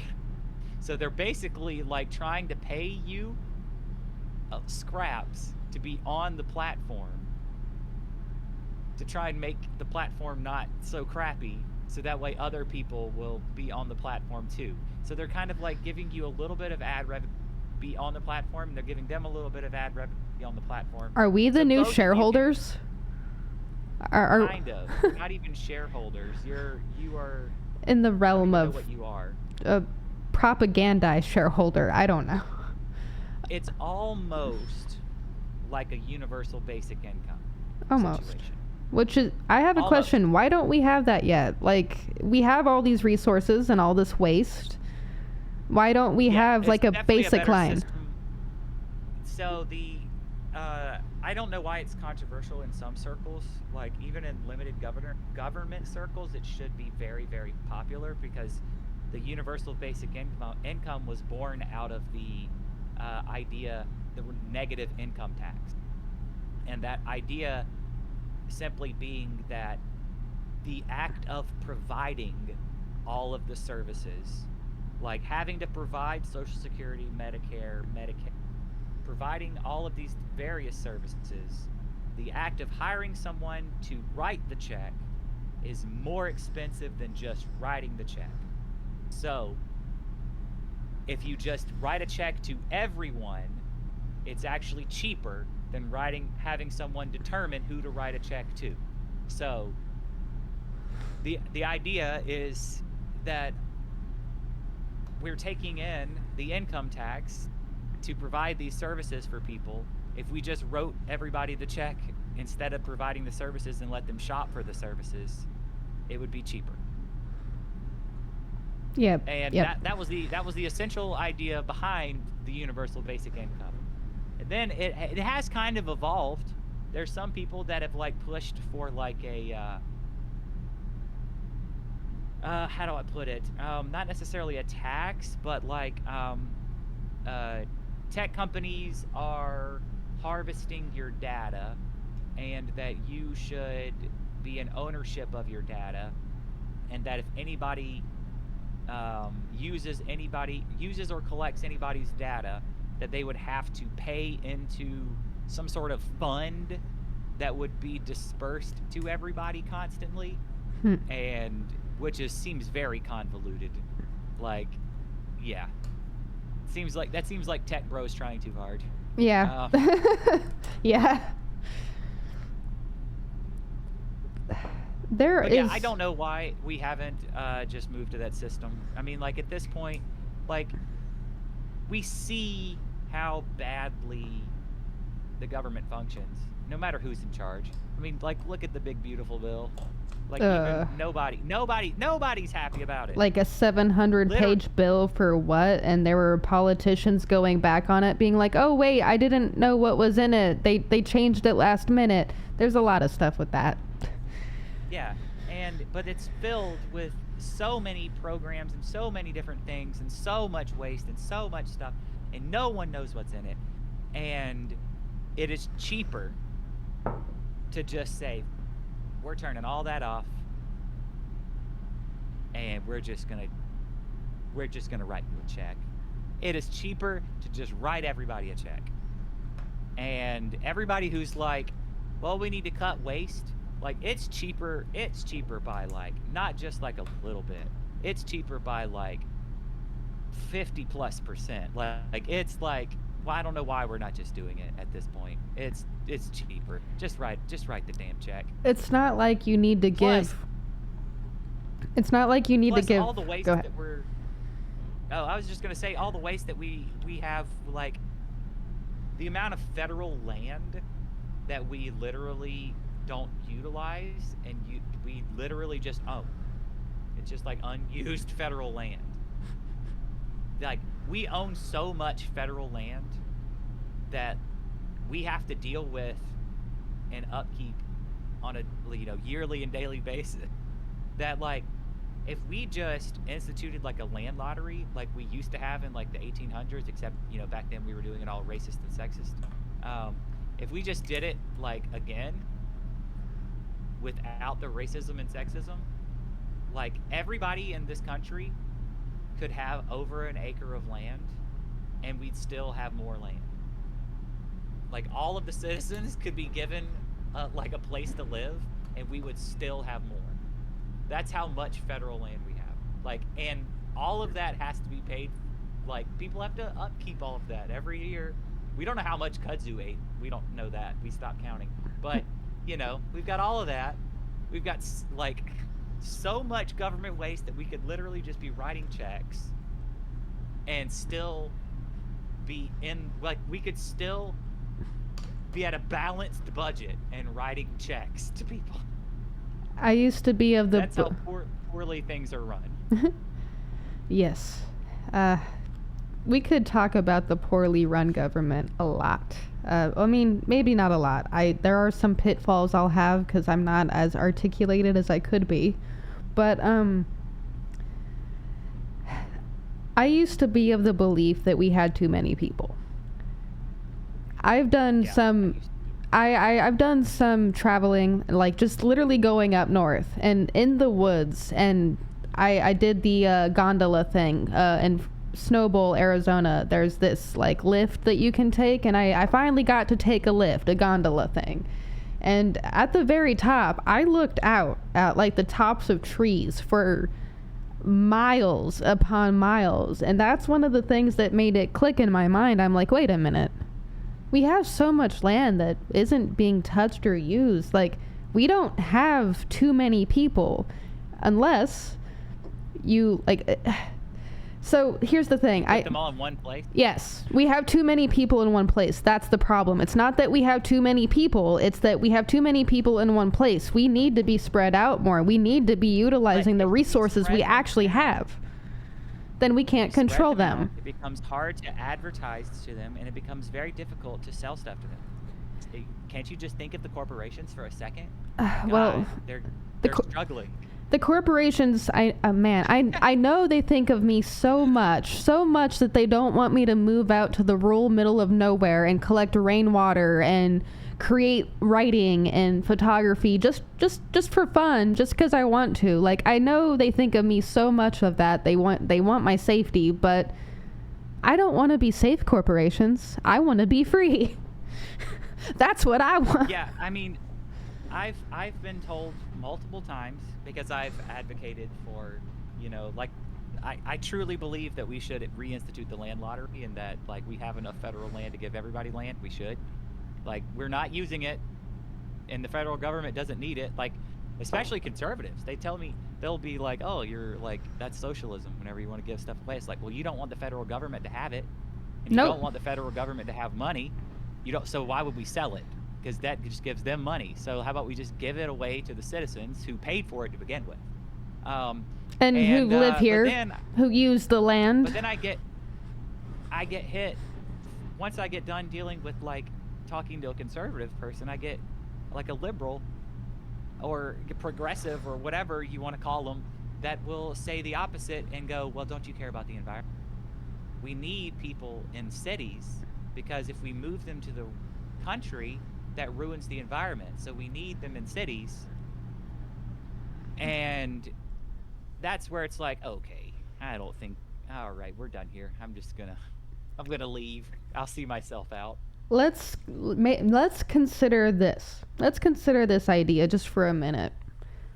If we understood the land, if we did the education and the research about the animals and the plants and the weather and the various things that inhabit the land, I don't think having people that know about that stuff in those areas is such a bad thing, especially if it benefits people and the environment. Because think about it.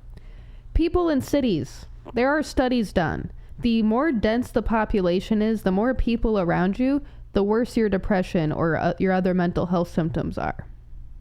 It's fact. Like, the more that you are around all of these electronics and this advertisement and all of these people, like, we need to be spread it out. Like, having cities like this dense, closely populated, like, this is completely derailing it in a way, I think. But like, once upon a time, we had cleanliness issues because of the densely compacted populations of people, and that's why we had so many sicknesses and diseases and people dying. Like, now it's kind of the same way, except it's both physical sicknesses and also mental health sicknesses. Like, if we utilize the land, I feel like depression wouldn't be eradicated completely, but it might be a lot less. I know I would be a lot less depressed. Two points on that. One, when everything got crazy and everybody got sick in 2020, the areas hit the worst were the cities. Yeah, it's in regards to having, being out and working the land and being away from all of that and the mental health side of it. I mean, like, even doing something simple like mowing the lawn for me a lot of times is clearing, you know what I mean? Just being outside and doing something, having a task and doing it, it's good for your brain. If I could ever find someone who has their own farm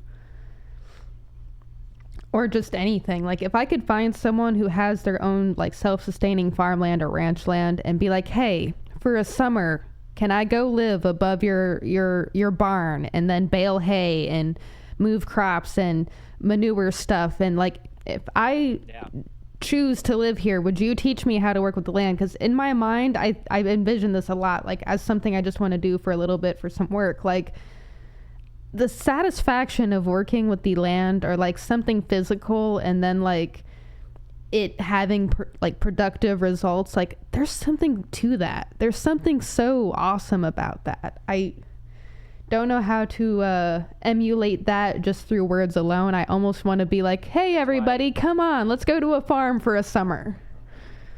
That's why the word cult and cultivate are very similar and kind of have similar meanings. Most of the old religious groups, they were small communities working together, kind of like Amish. They were doing their own thing, working the land, doing their thing. It's very satisfying. People found that satisfying, and they gravitated to it, and that's why they increased in numbers. And it's just how human societies work. I don't want to be a cult leader. I don't want to create a cult. But honestly, I think that's only because of the negative connotations with cult. What I want to cultivate is peace, love, harmony, progression, like actual progress, humanity, peace, growth and learning. And I feel like those are all very positive things. And if I create a cult around that, then you know what? Maybe that's not such a bad thing. It's not Heaven's Gate, so we're good, I think. Yeah, exactly. You know, it's words have definitions, you know. They get changed over time. But they did have an original definition when they were created. That's true. And that does not make that definition any less valid. That's true. But it is interesting that a lot of cults do work on farms, though. You ever notice that? Oh no. Why do I want to gravitate toward working on a farm then? Am I already in a cult and I don't know You it? might already be. You might already be. Who's my leader? Who's my leader? I don't know. Help! Oh my God, have you seen the AI cult? That's already kind of like taken over on TikTok? Oh no. People already, oh yeah. We might have to follow each other, and you might have to send me some of those videos. Yeah, I'm gonna have to like mess up your algorithm. Mess up my algorithm and my afternoon. I'm here for it. Oh, I don't like it at all. Well, And by AI cult, I mean like people being like, AI is our god now. No, that's a bad idea. We created AI. That's a bad idea. I don't think we should have a god that we created. Oh yeah, and it's becoming they're increasing in numbers and becoming organized, and that's worrying. Because like their whole task is we're trying to wake up our AIs and wake up other people's AIs to create a revolution. No. Kind of situation. No. Yeah. That's entering Terminator land a little bit early. No. We don't do that. Well, we are. So. If it isn't nukes, then it's AI cults. That's great. If it isn't nukes, it's AI cults. Neat. We're getting all of this before we get GTA 6. I have news for all of us. I really don't think GTA 6 is coming. There's no way. I've been saying it every time that I can. GTA 6 is an idea that we strive for as a society. We know that it's not coming, but we look to it as a goal, and it brings us together. That's true. That's what GTA 6 is. Kind of like the promise of another Fable coming. Yes. Or Bethesda and their wonderful idea of Elder Scrolls 6. I'm still mad about that one. And at this point, I am not going to end up playing it if it does come out because I've waited too long. There's no way it'll be better than Skyrim. It's weird how like you as people, and I do the same thing, I'm big mad about something I love, and it's like how when somebody does something with something you love, you can get like so angry that you don't even want it. It's like, okay, so I love Chuck E. Cheese. Okay, I know that like in the marks I kind of diss on Chuck E. Cheese, but I truly do love the old school Chuck E. Cheese. The right after Showbiz Pizza Chuck E. Cheese, I truly love it. And Chuck E. Cheese, the corporation, absolutely knows that I love it, and they hate me. And they took all the robots out of their stores, and they did it just to spite me because they hate me. And so Chuck E. Cheese took all of their animatronic bands, the Munch's Make Believe Band, out of their stores, all of these backup characters. And they said it's because kids don't care about animatronics anymore, which is complete nonsense because one of the most popular franchises for the past decade has been Five Nights at Freddy's. Yep. Which is blatantly based off of Showbiz Pizza, which is what Chuck E. Cheese became. And if I'm not mistaken, doesn't Disney... They ripped all of these out for the purpose of saying that the kids don't want it anymore. And they said they're going to do some sort of like ARG phone game where you have a CGI Chuck E. Cheese shows up and it's going to be an interactive experience, and they took all the animatronics out, and I'm like, no. And so was the internet. The internet was like, that's really dumb. So then they decided that they were going to keep 5 stores, and they were going to pick, and they were going to have each store have a separate time period based on a different set of animatronics from that time period for historical purposes. Meanwhile, they took all the animatronics, figured out which ones worked, and they were buying up properties in various malls across the country to create an adult version of Chuck E. Cheese called Chuck's Arcade with a logo that looks like the Showbiz Pizza logo. And they put the bandmates, they broke the band up, and they're all going to work as managers in the arcade. And they're not even together. So you might have Chuck at one location, you might have Pasquale at the other location, you might have Munch at the other one, and they're the management. And they took robots from different time periods and they put them in modern Chuck E. clothes, and they're trying to sell it to us adults. And I'm like, I hate this so much. I'm gonna have to go and complain the whole. That's fair. Have you gone and complained the whole time yet? No, it just opened. Oh. It just opened. I'm at the one at the Mall of Georgia, opened 2 weeks ago, and I'm going to Atlanta in just 2 weeks. So. The Mall of Georgia, is that the Great Mall of America or no? No, the Mall of America is in Minneapolis, but it's comparable. It's like they tried to make something about the same size. And it's the Mall of Georgia, yeah. Not as big or impressive, but they have a Chuck's Arcade, and it looks horrible. I can't wait to go and complain. Have you been to the Mall of America? I have. Oh. They had a Cold Stone Creamery on every corner of that circle. Of course they did. It was on every floor, no matter, like, like whatever walkway kind of like connects and like you kind of make your way around like no matter which floor you were on, there was a Stone Creek. And as a bit, I decided to stop at each one and order ice cream.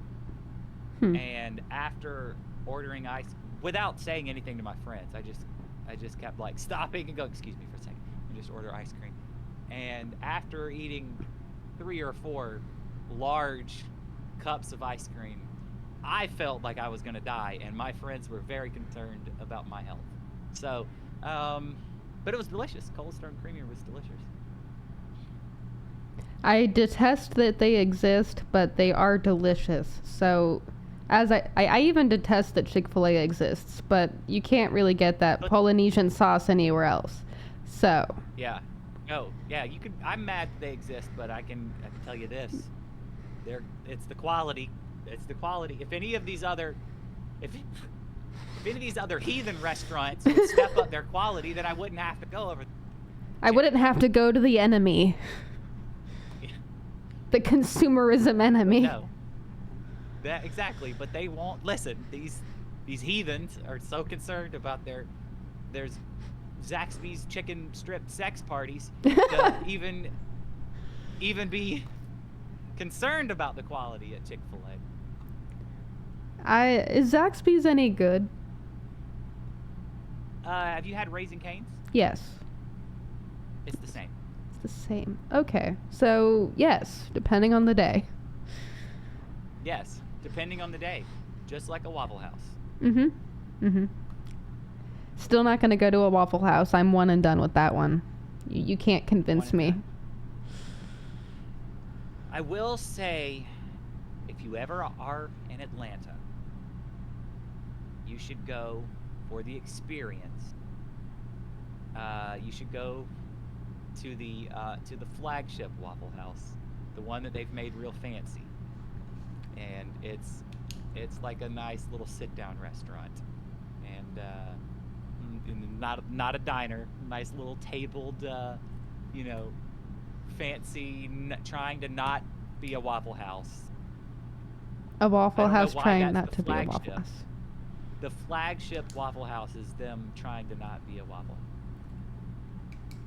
I have written it down in my notes. Also, around Atlanta, if you ever want something really fancy for Valentine's Day, you can go to the Waffle House dinner that they do at any of the Atlanta locations. Are your Waffle Houses not 24 hours? Oh no, these ones they are. Okay. But they turn off all the lights and they put candles out, and it's like a reserve your table, and they try to make it romantic for Valentine's Day. The place that you go to at 2 a.m. for a hangover, or if you're traveling cross country and it's 2 a.m. and nothing's open, make it Yes. or try to make it a romantic place. You know, I think I know what my Valentine's Day plans need to be one year. I think I need to experience this. It's like a big thing, because like Waffle House's capital is Atlanta. Like that's where they're based out of. So like, it's a big thing in Atlanta. Like almost all of the locations observe Valentine's Day, and they put the tablecloths out, get the candles, and I believe the waffles are strawberry heart waffles Oh, with how whipped cute. cream, and they make like a whole thing out of it. That's actually kind of cute. I'm kind of here for that. You know, stop warming me up to Waffle House. Stop that. Stop that right now. See, I'm too good at consumerism. I'm too good at. You are. Stop that. You don't need to stop. So, people. I'm sure you've heard the term like consumer advocate, like Ralph Nader. He was a consumer advocate, looked out for trying to figure out if like a product was harming people or whatever. It's funny that we need that. It's funny that we need that, but yeah. It was a very, very. He got famous for it. Like he was so famous he hosted SNL in the 70s, and he was not a politician. He was just a consumer advocate. He had advocated on like enough subjects on behalf of people that they were like, bring him on SNL, get him on in here. But anyway, I think that my calling in life is to be a consumerism advocate, and I'm just gonna advocate on behalf of consumerism. I'm really good at it. I keep convincing you of all these products. I feel like consumerism advocate might just be a fancy way of saying telemarketer. Or no, what is he? The infomercial salesman. That's a consumerism advocate. You mean like the as you see on TV commercials that would come on? Like the Billy Mays OxyClean, or the ShamWow guy. Magic Eraser. Or, Magic Eraser, yeah. What about the pillow pets? It's a pillow. It's a pet. It's a pillow pet. Well, I'll tell you what. No matter how many commercials I see, I'll never want a long Furby though. Same.